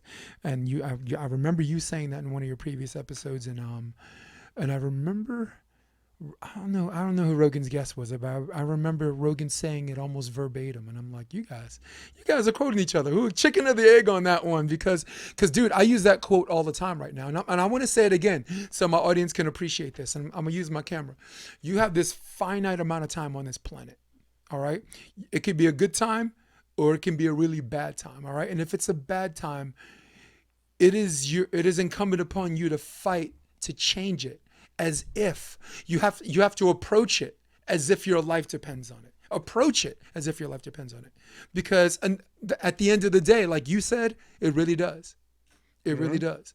Uh, um, I wasn't looking for a "can I get an amen" moment, but I was just trying to make sure I get the emphasis on what's your reason versus what's your excuse now. You know, what's your reason? I went back to college. I ran out of excuses, dude. I went back to Yep. college and I finished my degree. I got into the BFA program at Marymount Manhattan. At the time, they were ranked number 2 in the country. I'm a returning adult student surrounded by these talented kids who look like they belong in fame, right? So I'm 15 years late for my prom, but like you said, showed some balls. I auditioned and I got in and I finished my degree there. But at some point you just start running out of excuses, and I want you to take the wheel because this is more your wheelhouse than me. I'm just a kid from Brooklyn who likes volleyball and loves mixed martial arts, which we could talk about all day. uh, um how do people approach getting rid of excuses? For me personally, I'll use this as an example. The reason why I went back to school, because I was like, write down a list of reasons why I can't go back. I'm too old. All right, cross that off. That's stupid, right? I don't have financial means right now. I'm making a little bit of money. I'll work that out. I can't get back into school because I flunked out before I fly. I was playing NCAA volleyball at in New York at Hunter College, and I didn't go to class. I just wanted to play volleyball, and I failed every class because I didn't go. So I'm like, how do I get back in there? My boss got me back in. Wrote a letter saying that I'm different, I'm changed, and uh, um, so I started knocking down these obstacles one at a time. So is my question to you is there does there have to be this come into Jesus moment? Is there an inciting incident that comes into play, or is there something that someone can just, because this is a question we can all answer together. Is there something someone can do to acknowledge that it's weird? Do you understand what I'm trying to ask? Is there something someone can do to turn their life around, or does there have to be this inciting incident? Do they have to be thrown in the deep end of the pool like I was? Do they have to have this come into Jesus moment where, like, mandates may enhance your quality of life, right? That goes beyond monetary gain. So the floor is yours. I think they do. I think at the end of the day, you need to have a situation where you're forced to look at your situation without that bias anymore. To just, you're at a point where you can no longer lie to yourself. You have to do something, or to accept the fact that nothing is going to change if you choose not to do anything. And it's that simple, but it needs to hurt. To me, this is one of the biggest problems I have with parents today, is that they don't let their kids hurt. They don't let their kids be disappointed. They don't let their kids be sad. Yet nothing changes if everything's always going well. If you don't hit rock bottom, you will never be interested in changing. Why would you? Why would you ever want to change if everything's going well? If somebody's always taking care of you, if there's no consequences to your actions, if you can simply continue doing what you're doing and still be okay, why would you change? There's no reasons for you to change. There's zero reason to change. And, for some people, it's becoming an addict. For some people, it's losing their job, like you talked about. For some people, it's having a kid when their job sucks, that they can afford it.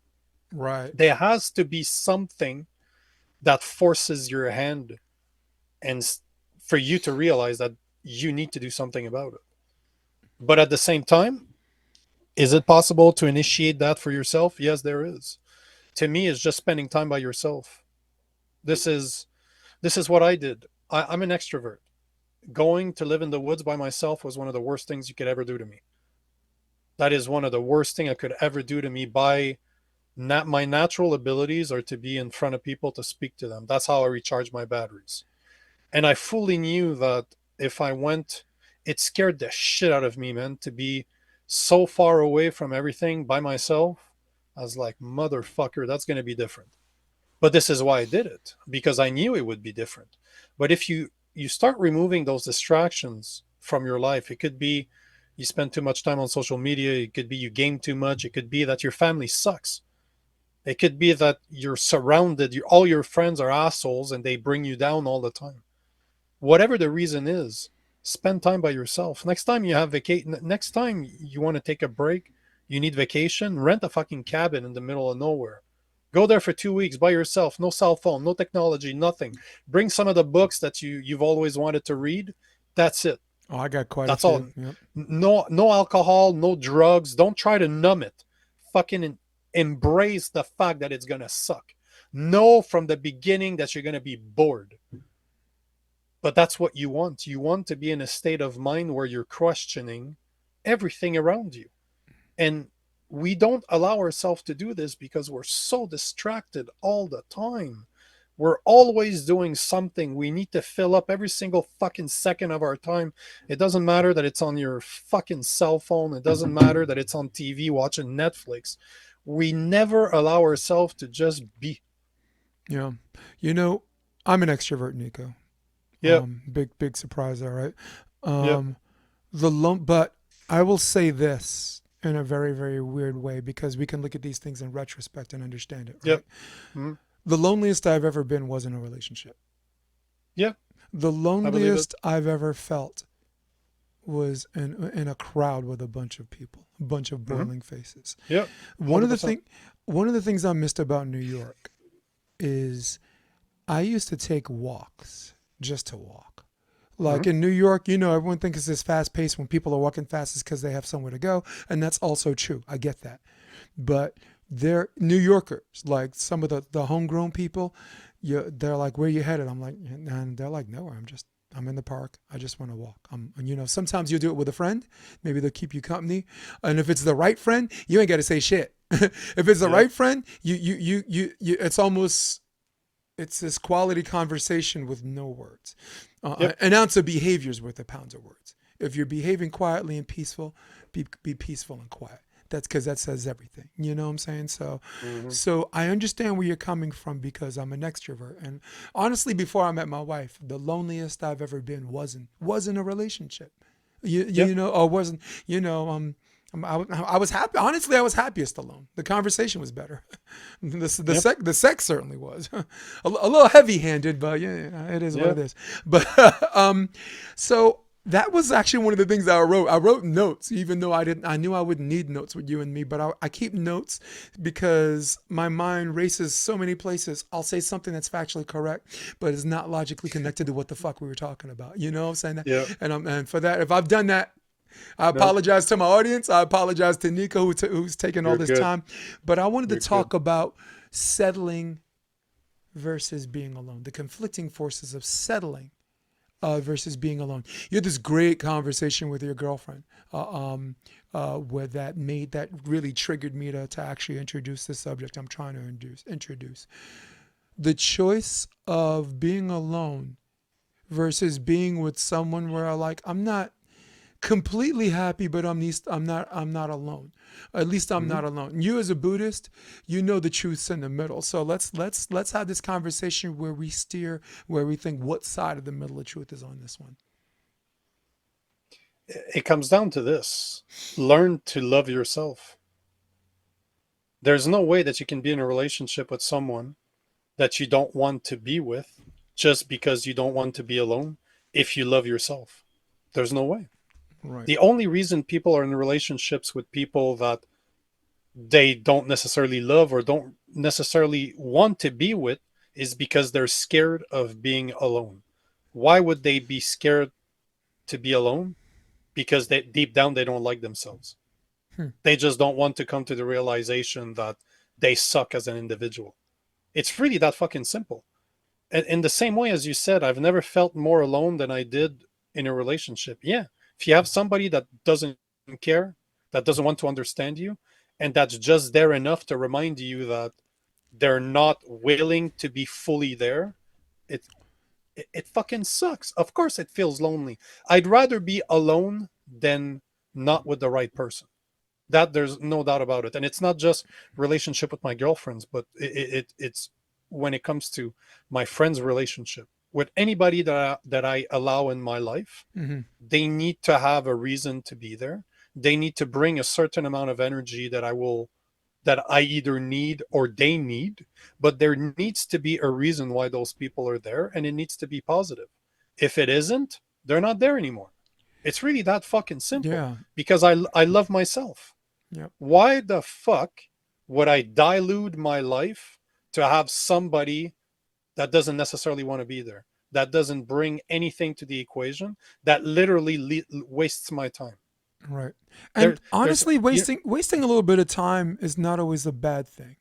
Nope. I Oh, wanted you to, absolutely not. yeah, the finish what you're saying because I have a very interesting story that puts this in Well, perspective. all I was going to say is that it all comes down to being scared of spending time alone, which is why I embraced it 4 years ago. I realized this, that my biggest fear was to spend a lot of time alone. Hmm. And when I realized that, I'm like, holy fuck, you're a little bitch. Let's do something about this. Right? No, but it's what. Why did I learn how to fight? Because I was scared. I got bullied when I was younger, and I knew deep down I was a victim. Yep. So I learned how to. I wanted to learn how to fight in order to never feel that way again. Yep. Then, when I started to learn how to fight, I'm a very athletic guy, so I picked it up very fast. My coach is like, "Hey, bro, you need to fight." I had no intentions of fighting. That was never any of my idea. Fuck no. I was just there to not be a victim anymore, to be able to defend myself if shit ever happened. Yeah. And then you got a guy that tells you, "Hey, bro, you need to fight." And I'm like, okay, why wouldn't I do it? Because it scares me. Ah, shit, that means I need to do it. Yeah, because knowing how to fight and being scared are two different things. But just the fact that his question scared me, Yeah. I'm like, motherfuck, fuck you for making me realize that it scares me, because now I have to do it. Because now I have, just because I'm scared, I have to fucking do it now. Motherfucker.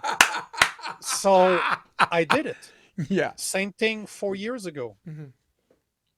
Yeah. I was in a situation where I knew what I had to do. Scared the shit out of me. I'm like, fuck. That means I really need to do it.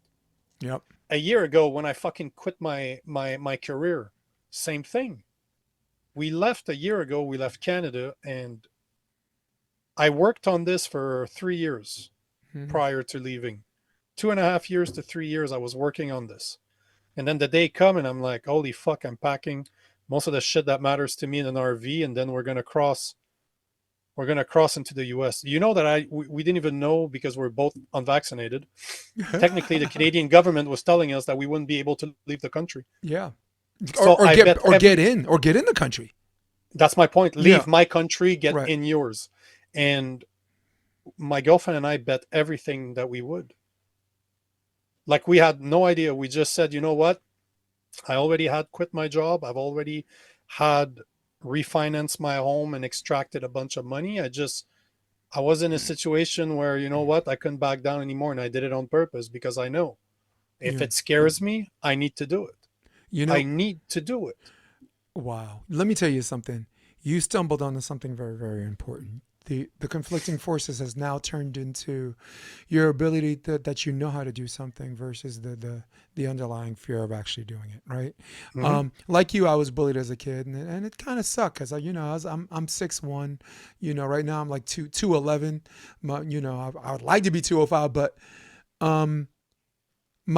I didn't know how to fight. I was scared to fight. My dad boxed Golden Gloves. He taught me how to use my hands. And now it's even more scary because now I'm 6'1", and I know I have what you call God's hands. You could, Nah, but touch, you know what I'm talking about. You could touch touch, someone and they yeah, just like touch, faint. and they and listen, they're it can out. be drilled, but some people, as you know, as a No, fighter, you some can't. people just have that. You have it. Yeah, Just you have blow it or on you don't. and they fall Yeah. down. So You just so know how to now connect. I'm Yeah. I'm afraid of what I can do. So I'm still not fighting, and only the army knocked that out of me. Like the military, knocked that kind of fear, and very much like you, I fear no person on God's green earth.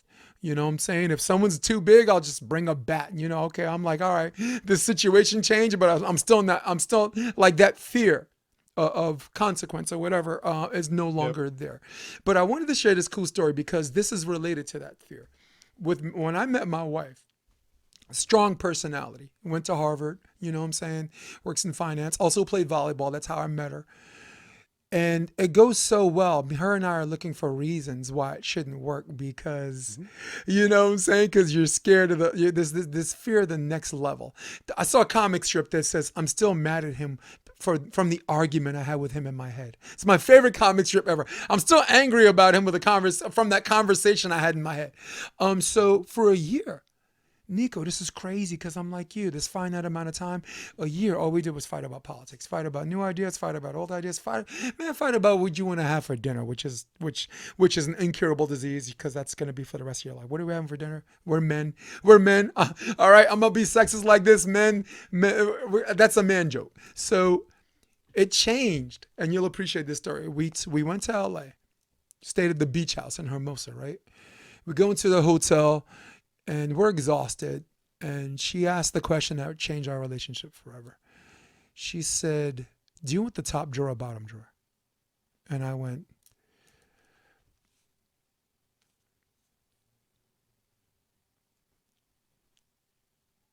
bottom. And we both started cracking up. And we were just like, what the hell are we fighting for? Let's have silly arguments. Let's have real arguments. And let's be mature about this. And that solidified our relationship. That was 2012. It's 2023. You know what I'm saying? I got a little towhead running around, a little white-haired Queen Daenerys looking thing from Game of Thrones. Pretty sure she has 3 dragons, right? But the point I was trying to make, the moral of the story is sometimes you are incapable of solving real problems because you're hysterical about imaginary ones. You know what I'm saying? Her and I were hysterical and ready to go on issues that weren't even there, but there's a force, this spiritual force that goes beyond that made us stick it out that first year. Because I speak for you, I'm take the liberty to speak for you and myself, that if you're not producing and if this is more of a waste of my time, then I have more fun alone and more fun singing karaoke, doing other things, you're out, And she felt the same way. She's like, I work in finance 60 hours a week. This is how I'm spending my spare time with this volley bum. You know what I'm saying? This dude who's an actor, So it's weird because you were talking about you can't have that diamond without the coal. You can't have that pleasure without the pain. So what we went Perfect. through a whole year, this whole pain in the assdom that we went through that shaped this relationship that's freaking solid as a rock right now, dude.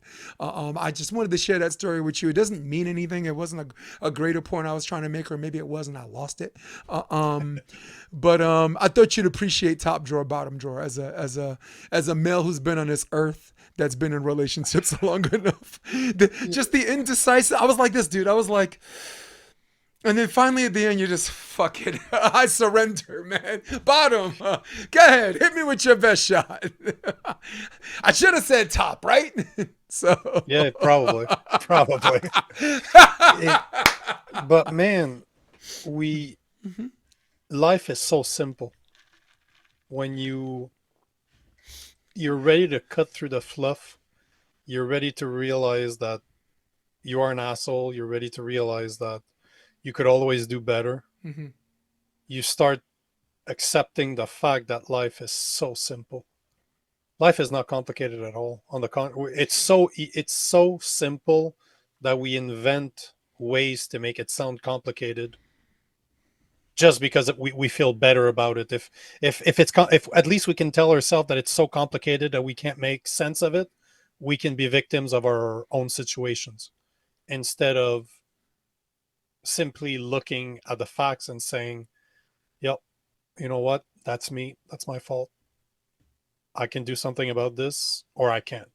But I don't get to complain about it anymore if I don't. Do you think empathy helps though? Like you were talking about accountability, right?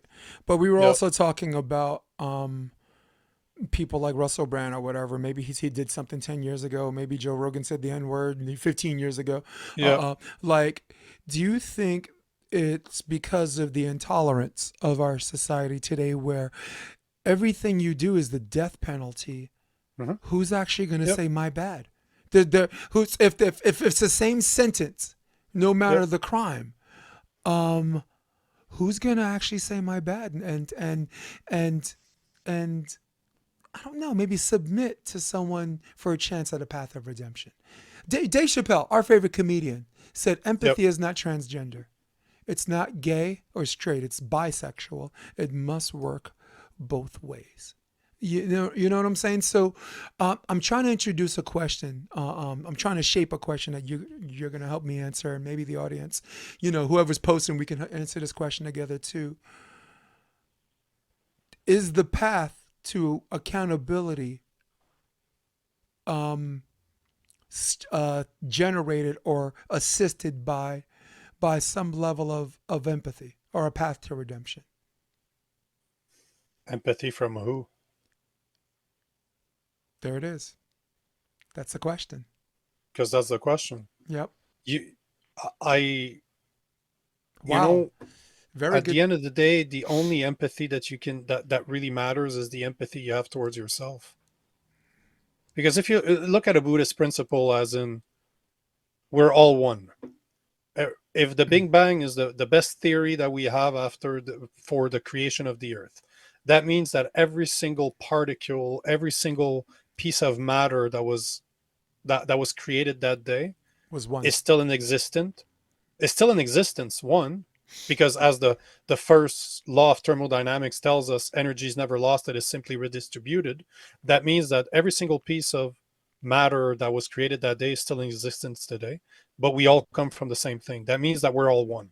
I am God and God is me. That means that you are me. That means that if I have empathy for myself, I will have empathy for the world. This is why it all starts with you.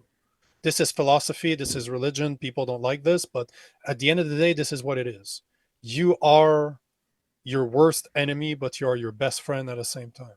If you have empathy for yourself, if you admit to yourself that you are an asshole, that you've done a lot of stupid shit, that you've hurt a lot of people, you can then start on your path of being better. It's really that simple. At the end of the day, all I think about is this. The day I want to make sure that when I die, I can look God in the eyes and tell him that I've done more good than bad. This is just what my life is about. I want to make sure that when I die, I will have created more good than bad. I That f- simple. And I think that's where we value religion in general. I think religion gets a Mhm. bad rap, right? Oh yeah, But when you absolutely. when you get rid of the zealots and when you get rid of people who are willing to go to war over um, their own like you said personal core beliefs, put all that Mhm. aside. Let me just talk about Orthodox Christianity. Let's talk about Sure. how about there's a book, right? And the second chapter or the second book in the Bible, Exodus, basically just has some ground rules, right? Like don't steal, don't kill nobody, don't lie, right? Take a day out of the week and chill, right? Take a day out of the week and chill and don't do anything. Don't covet. There's zero wrong with establishing these principles to establish a society of decency, to make sure we're decent people, right? Morgan Freeman from Bonfire of the Vanities, he was a judge in the movie. Decency is what your grandmother taught you. Go home and be decent people.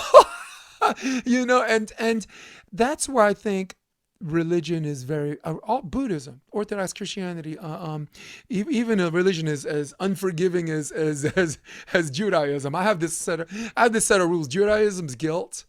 Islam is vengeance, and Christianity is redemption.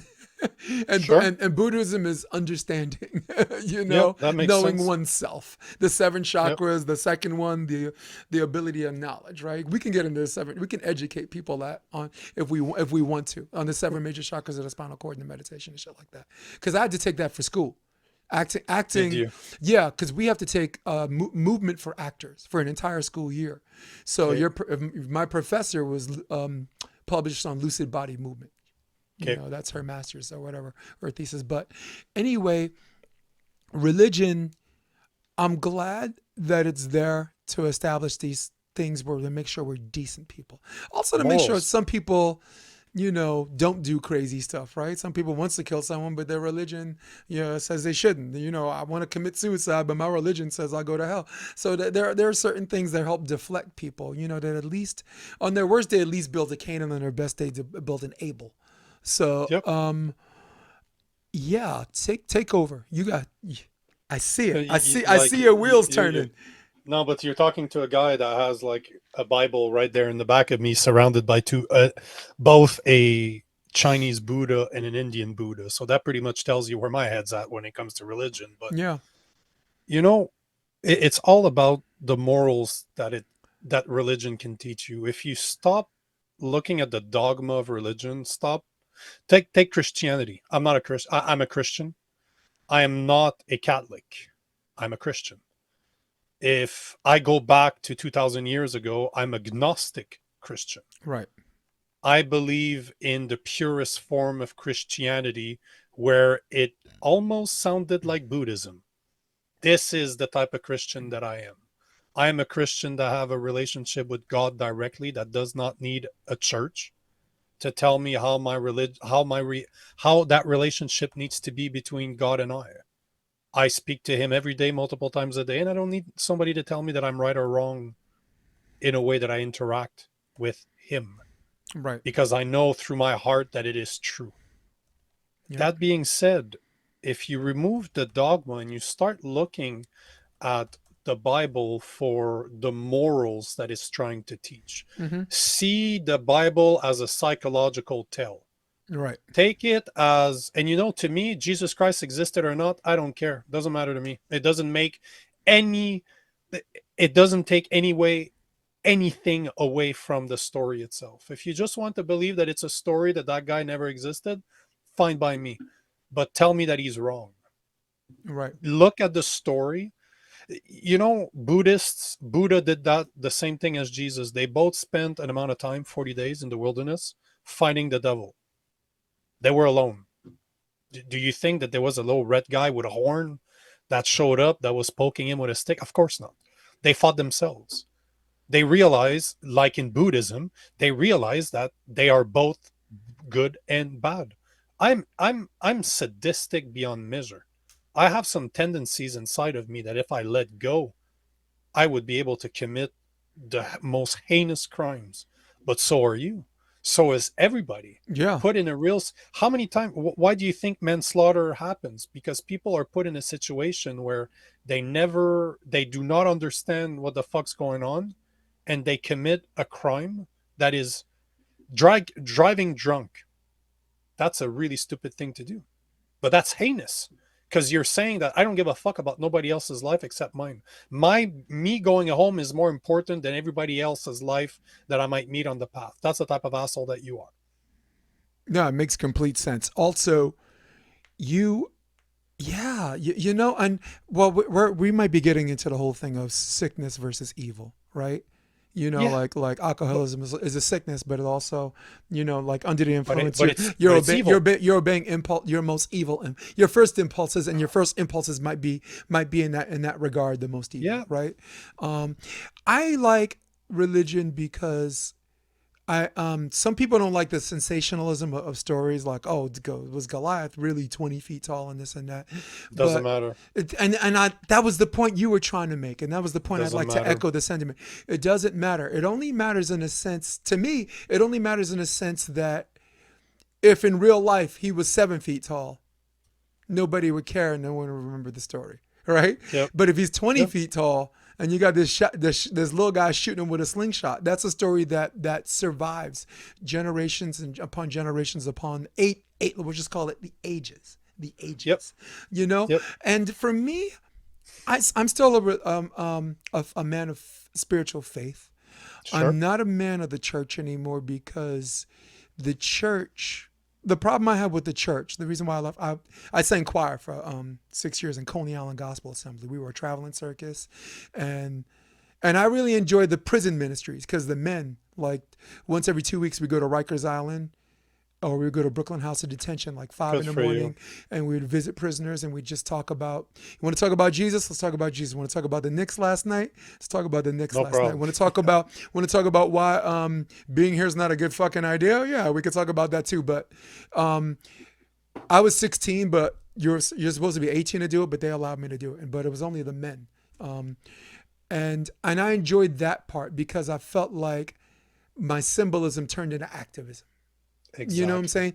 But I left the church for this reason, and you'll appreciate this. You cannot evangelize and antagonize at the No. same time. You No. cannot even after a while you're in this fire and brimstone, you're in this judgmental thing all the time where you're just Yep. judging someone. In fact, there was this pastor and this video went viral. He was just talking about like how Christians are the biggest hypocrites and addressing Hmm. homosexuality and this and that. And I think I want to play a little bit of it while we're here. It was amazing. All right, I'm gonna. Legalizing same-sex Here we marriage, go. and I love what he has to say. Take a Here quick it look. is. On one hand, you quote homosexuality is an abomination from Leviticus. But you say that right after you ate some shrimp, some catfish, and some lobster.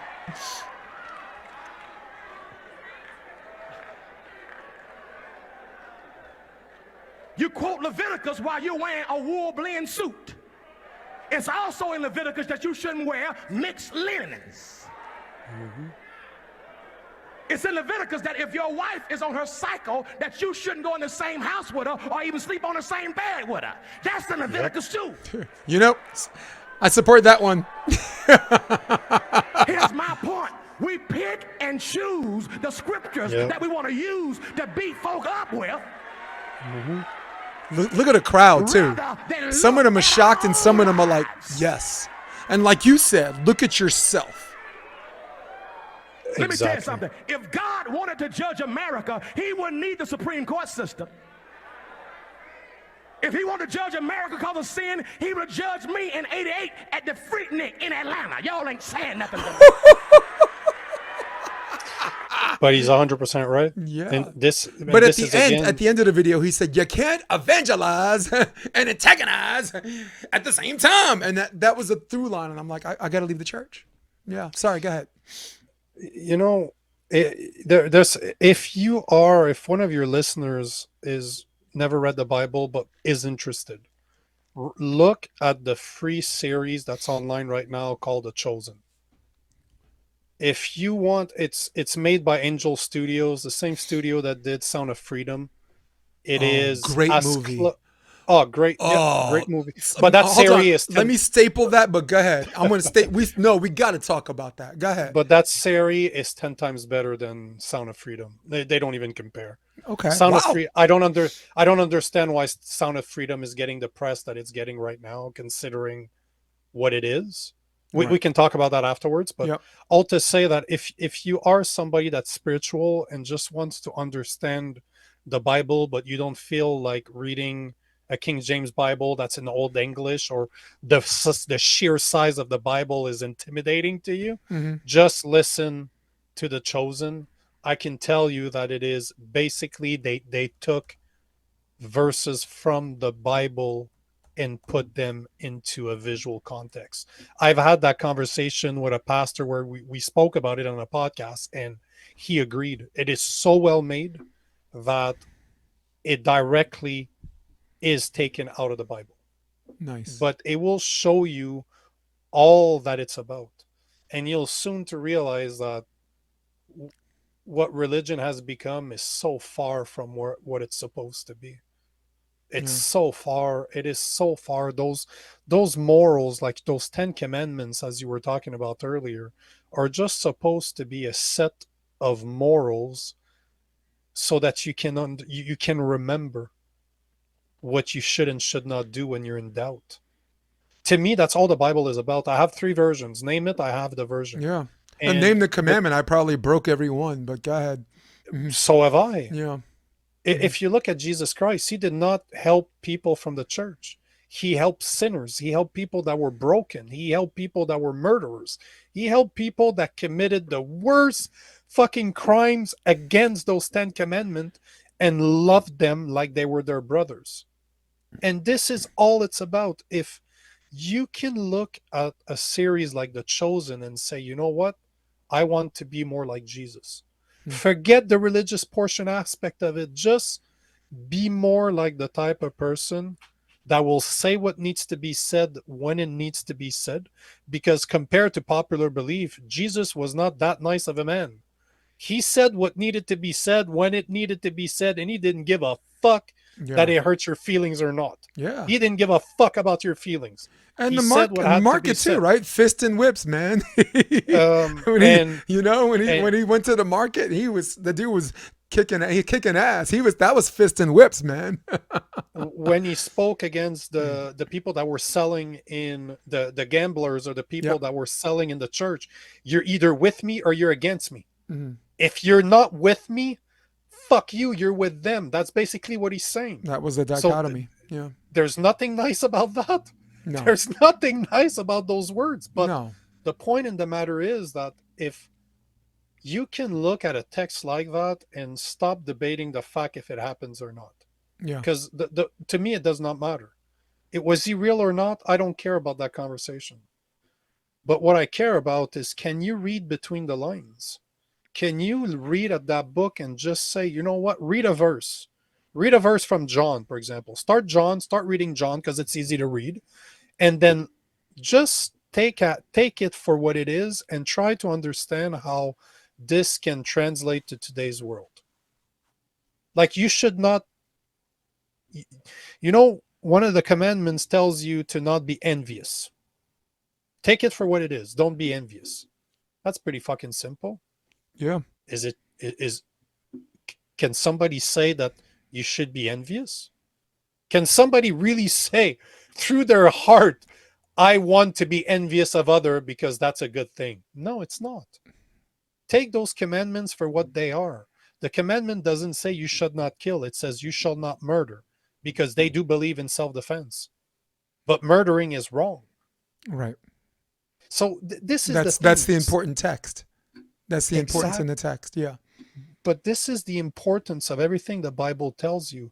Stop arguing about the story and start reading them and see how they apply to your life. How can those texts make you a better person? Is that where the New Testament came into play? Like in the book of Matthew, Jesus said, the commandment, do not kill, but verily I say unto thee, if you hate your brother, you have killed him.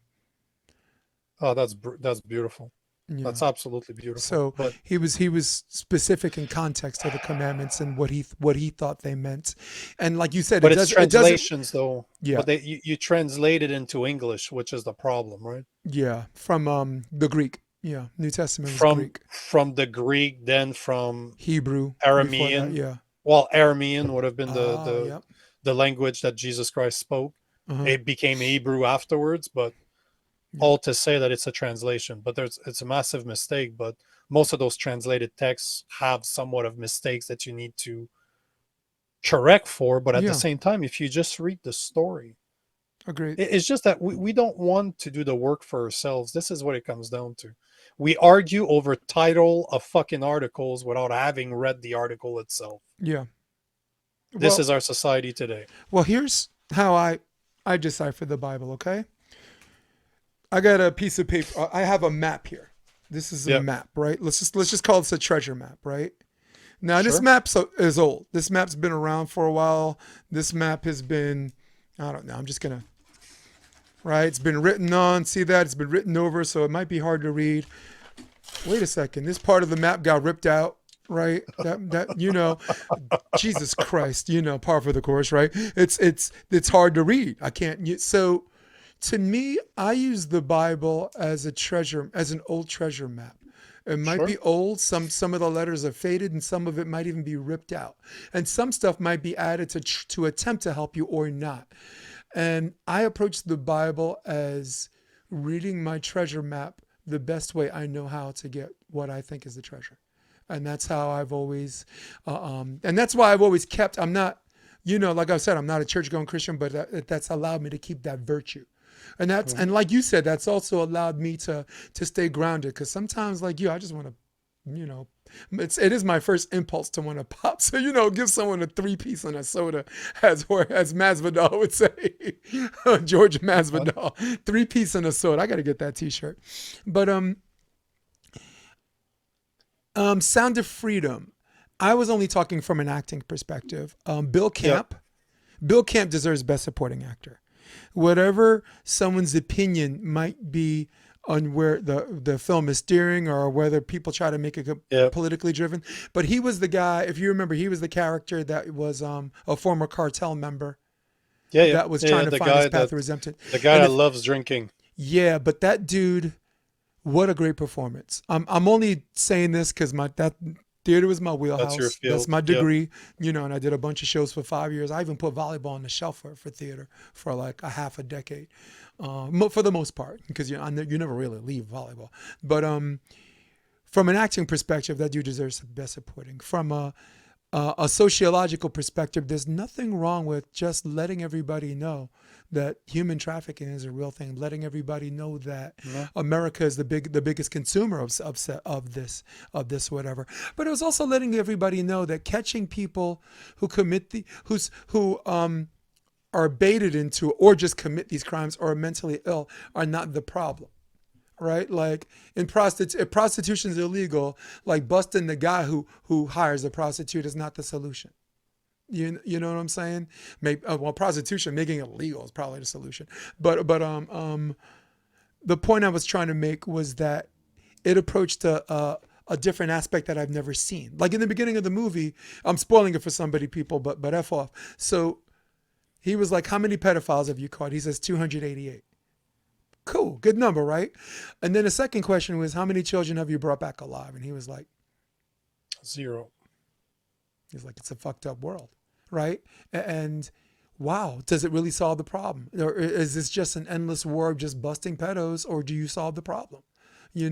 So spoiling it for everybody, basically it's about this Homeland Security agent that became unnaturally obsessed about he rescued a boy and was obsessed about finding his sister who was part of being trafficked. And he invented an island, like a fake island, had it financed and basically orchestrated the biggest raid or the biggest bust, in the history of fiction, right?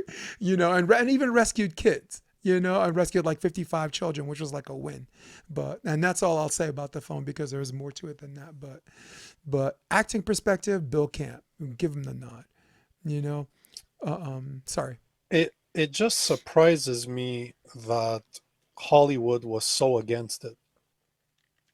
As soon, Does it surprise you? I've made so many videos about this, and it just blows my mind that a subject that everybody should agree on, that child trafficking is wrong. Because that's what the message is. That's it. It's that simple. Yes. Child trafficking is wrong. That's it. That's all it's about. And yet people are all up in arms about the movie. I didn't find the movie particularly well made. I didn't think it was that good. No. Those are all No. things that I've No, been aware just the for one guy. fucking. I've been aware of Yeah. this shit for a long. I didn't learn anything. I personally, I didn't think they pushed it far enough. I thought they should have been way harsher in the depiction of what it is, because they were they were very good at not crossing that line. They never crossed the line that was shocking to me throughout that movie. It's just it's the reaction that blows my mind.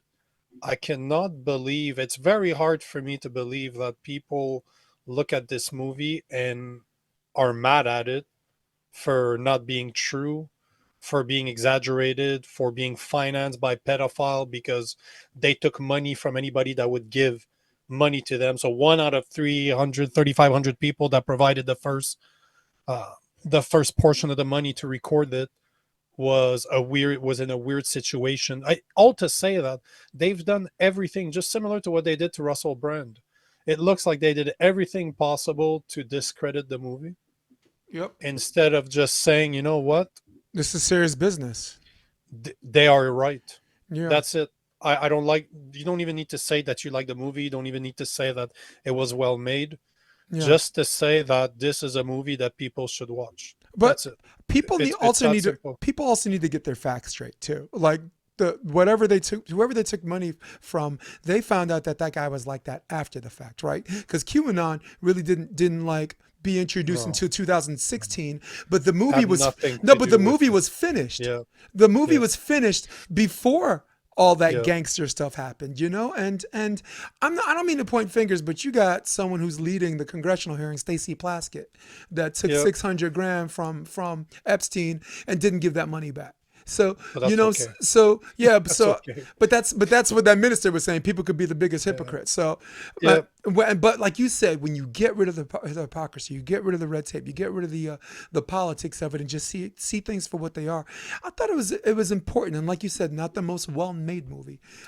For me, I just give it to the guy. Bill Camp was. I'm just like, wow, this dude's just trying to find a way. This character, this conflicted character, is just trying to find a way out. Who still thinks he's going to hell, but trying to, what I'm saying? Buying his conscience back. Yeah, I mean, man, just an amazing. This movie. This is the type of behavior that's taken right out of the Bible. Yeah, please. What I love about this movie is the underlying message that says that if you believe in something, just fucking do it. Don't care about how it looks to other people, because the boss of what was his name?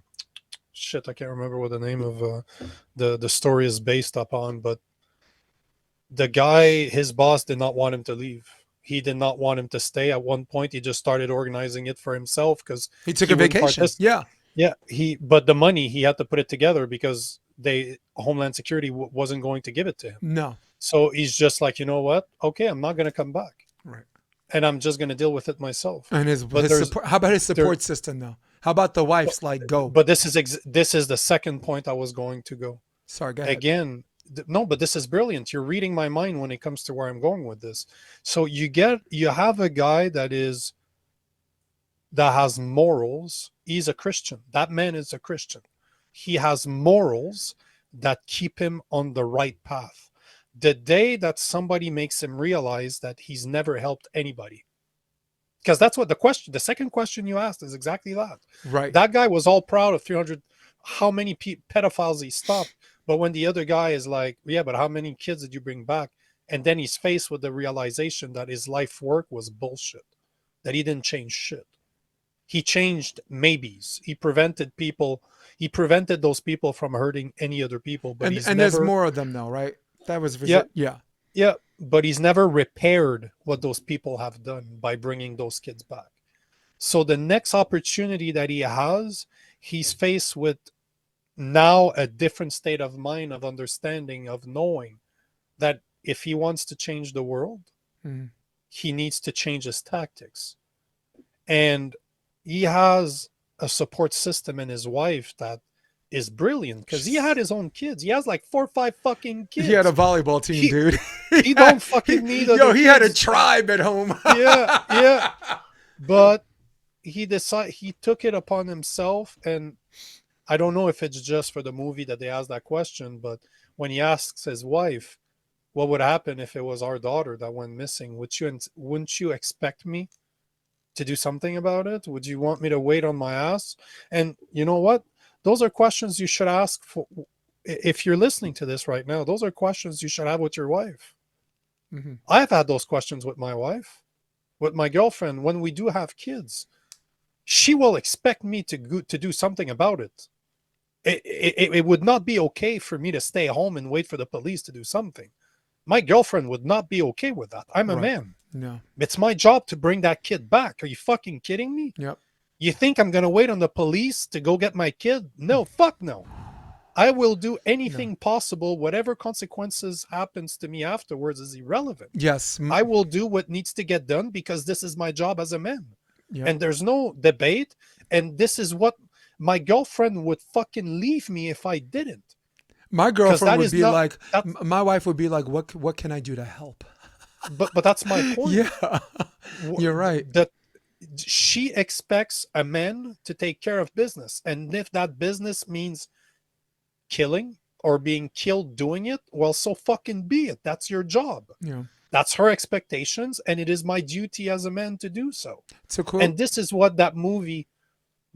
I enjoyed that movie, is because you have a guy that has balls that don't know how they fit in his boxers, but he has a pair of balls on this guy.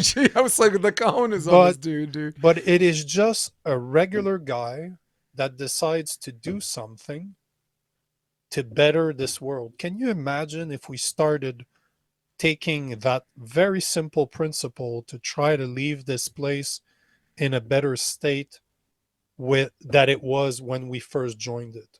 Yeah. Can you imagine that we decided to live our lives in a way where I will do more good than bad? That's it. Life is Yeah. that simple. Do you know my friends used to call me Captain America Nice. because of the same principles? Yep. Like, you run towards the problem, you know what I'm Yeah. saying? Or when you feel you're right and everyone tells you to move, you tell them, no, you move, you know what I'm Yeah. saying? So yeah. But the line that I liked was, if you remember Avengers, hold that thought, the movie Avengers, when Thor, kidnapped Loki and Captain America couldn't fly, so he had like a parachute, and everyone on the plane is like, you might want to sit this one out, and he says, I don't see how I could. You Yep. know what I'm saying? She's like, well, these people are practically gods, and he says, there's only one God, ma'am, and I'm pretty sure he doesn't dress like that.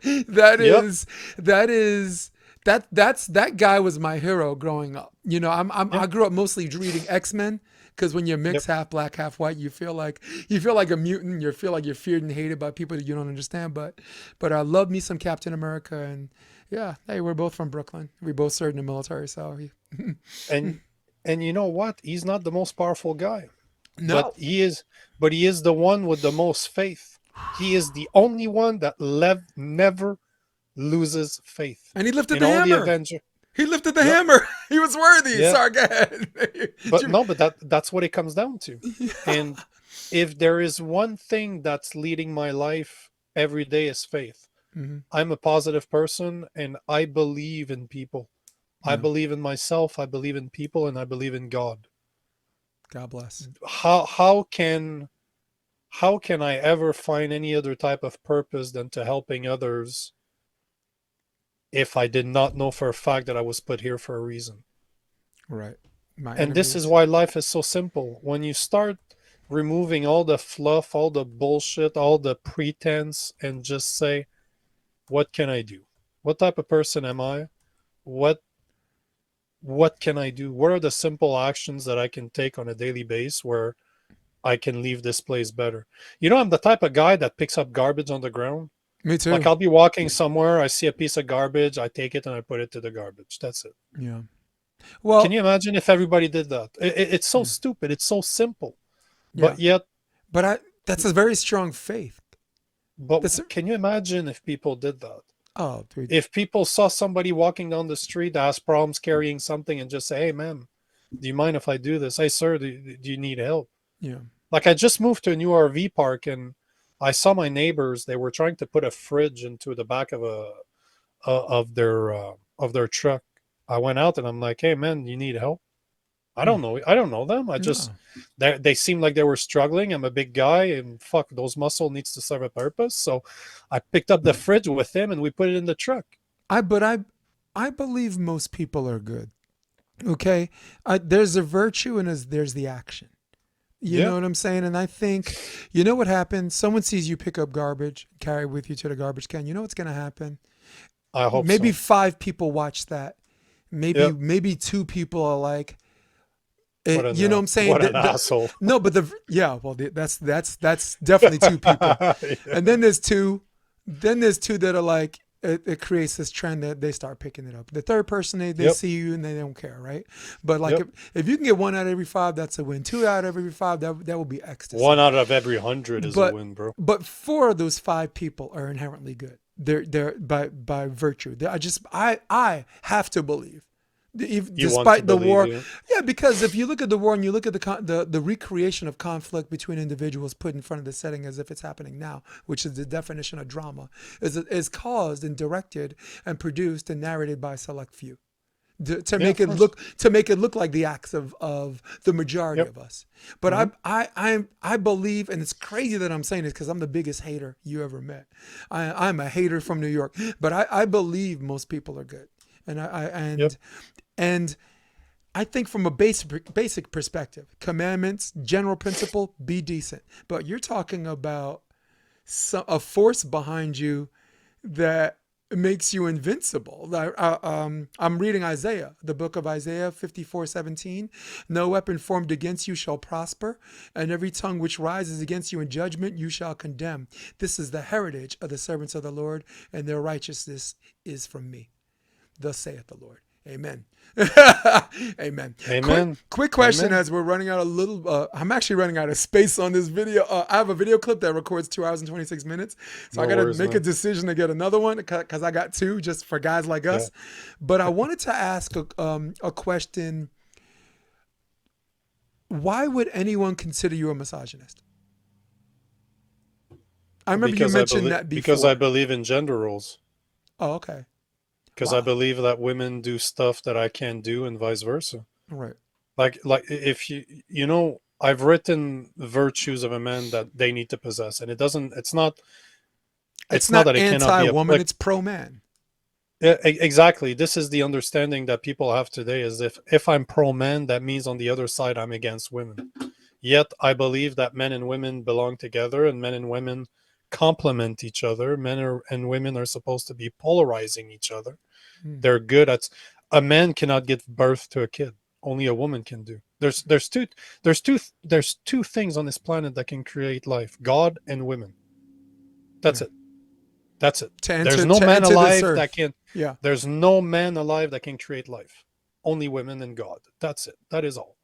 All right. And if you look at what this means, you look at the psychological aspect of giving birth. Though women need to be more empathic. Women needs to be, to me, more compassionate. They need to be more in touch with their feelings. They need to care more. If you're going to have a kid destroy your body as it goes out, make you sick for 9 months, but have that connection with it, you need to have a person that can love them. Can you imagine as a man having a kid? Being with my temperament, having this thing in my stomach for 9 months, I'd want to fucking rip it out by the time it comes out. Yeah. Because that's how I'm not meant to be empathic, to be compassionate. Women are. It explains why 85% of nurses are women, because they care. Yeah. Women care. At the end of the day, men like things, women love people. Yeah, And who runs the world? Beyonce, right? Who runs women, the world? Girls. Yes. women. No questions about it. Yep. Men make the money, women spend it. Yeah. And there's nothing wrong with that. And No. and this is normal. A man is supposed to provide. A man is supposed to protect. A man is supposed to be courageous, supposed to be tempered, supposed to have faith. He's supposed to be the rock his woman needs. If you want your woman to be feminine, that means she lives in her emotional state. That means she's in touch with her feelings day in, day out. That means you need to be a rock for her so that she can live that feminine side of her. Of course. And me saying this is misogynistic. Like, this is what I'm saying. I don't because well, to me, all no, right, but it's not. It's, It's but- 100% sexist. well, It's 100% I was going to say sexist. yes, because I was going to say But- even in the flimsiest of definitions, I wouldn't Yeah. consider that misogynistic. Look, Malcolm X is pro, or someone's pro-black. Black Panthers Yeah. are pro-black. That doesn't make them anti-white. Right? You're Exactly. picking up the garbage just because someone, Yeah. the person next to you doesn't pick up the garbage doesn't mean they're the litterer, right?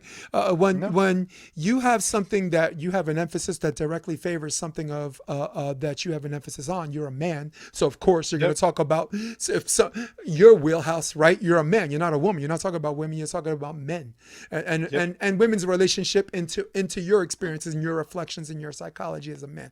So that's why I support it. And it's crazy because people think you can't be a misogynist and be a feminist at the same time, because by the definition, I wouldn't consider that misogyny. In fact, you're more of a feminist, dude. I'm sexist too. I'm sexist too. I fucking hold the door for girls. I'm I'm you that know what I'm sexist. saying? I'm polite. I hold the chair when she sits down. I do something stupid. I walk on the inside part of the street. She walks on the sidewalk. You know what I'm saying? There is this level of protection that my stepfather, old German iron worker, that taught me. Yeah. You know what I'm saying? But that also came from other things. I say grace, I say sir, ma'am. That's how I grew up. That's a different virtue, different generation. But you shouldn't be apologetic about it. Look at the definition of feminism. The definition of feminism is someone who advocates for equal rights for women. All right, you are just as much a feminist as you are a sexist. How about that? How's that for irony? They'll never get it. No, That's why I stop explaining it, because people don't get it. but People never don't stop under- explaining it. You know why? Because there's gonna be someone, there's gonna be an inciting incident where someone's gonna need someone like you to say it. There's gonna have something. People are gonna have coming to Jesus moments, and they're gonna be needing someone to be like, someone freaking help me understand this, and they might listen to your podcast. Never stop. But doing let it. me. I'll stop with this. All I'm Please. saying is that I will rephrase it by saying I will never stop explaining it to people. Right. But I will stop explaining myself to the people that are not ready to hear. Got it. See how This is what I mean. I will always talk about this because it matters to me. Mhm. It matters to others, but I know who I need to explain it to explain myself. Thanks for clarifying. Because those do not belong to me. Like, don't believe that anything that I said today belongs to me. Those things were invented way prior to me, and they will be real by the time I die. They'll still be true, and long time after I'm dead. What we talked about today will still be true. None of it belongs to me. Amazing. None of it belongs to anybody. I'm putting into a context that hopefully resonates with people today. That's it. And you know what? That's a great way to close this. Between you and me, we can go 4 hours, man. We should do it again, man. We have to 100% do it again. But before you go, I have something called a lightning round, 60-second lightning round. If you're ready for this, all right, ready. And hold on, let's get the clock. All right, we got the clock. And go. Favorite comedian? David Chappelle. Yeah. Last good book you read? The book I'm reading right now. Well, no, the last one, Blueprint for Revolution. Nice. Marvel or DC? Oh, Marvel by far. Lord of the Rings or Harry Potter? Lord of the Ring. Come on. He said, "Come on, Come man. on. I'm Come a on man." now. Bourbon, Come on vodka, now. tequila. I like vodka straight up. Me too. Favorite sport outside of MMA? Basketball. Favorite action film star growing up? Jean-Claude Van Damme, motherfucker. Jean-Claude. I was Arnold. Yeah, same thing. Favorite conspiracy rabbit hole, like the first one that came to your mind. Oh, Jesus. There's too many. I would say CIA. Nice. With the CIA, the test that they did on people. Yeah, mine is the JFK assassination. Oh, there you go. Yeah, I became intrigued by it because I'm ex-military and Yeah. I'm an expert. With the M16, I'm an expert with the Beretta, and I'm an expert, throwing hand grenades. Have you ever done the flying bullet that changes direction? Have you mastered that Whoosh. skill yet? Whoosh. Yeah, exactly. Like yeah, this, like in whoosh. Wanted. Wanted. Yeah. Whoosh. Yeah. Yeah. No, but I've never mastered that one either. No, but I look at the shot and I'm like, I'm not trying to say just because I can't make that shot doesn't mean he can. But when you consider his qualifying for his marksmanship or whatever, and you consider the weapon he had, and you consider the weapon I had, that's a difficult shot for me, and I'm an expert.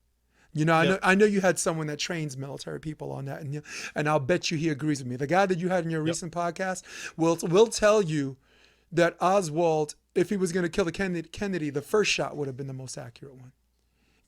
Ask any expert. Go back and ask your guys. If he did, it would have been the first shot or would have been the third one. So, Listen, before we go, anyone want to know a little bit more about you, what you're about? Is there a particular Insta, website? Yeah, you can go on my website at nicolagan.com. You can check Instagram, TikTok, Facebook at Real Nico Lagan, and Nico Lagan on YouTube.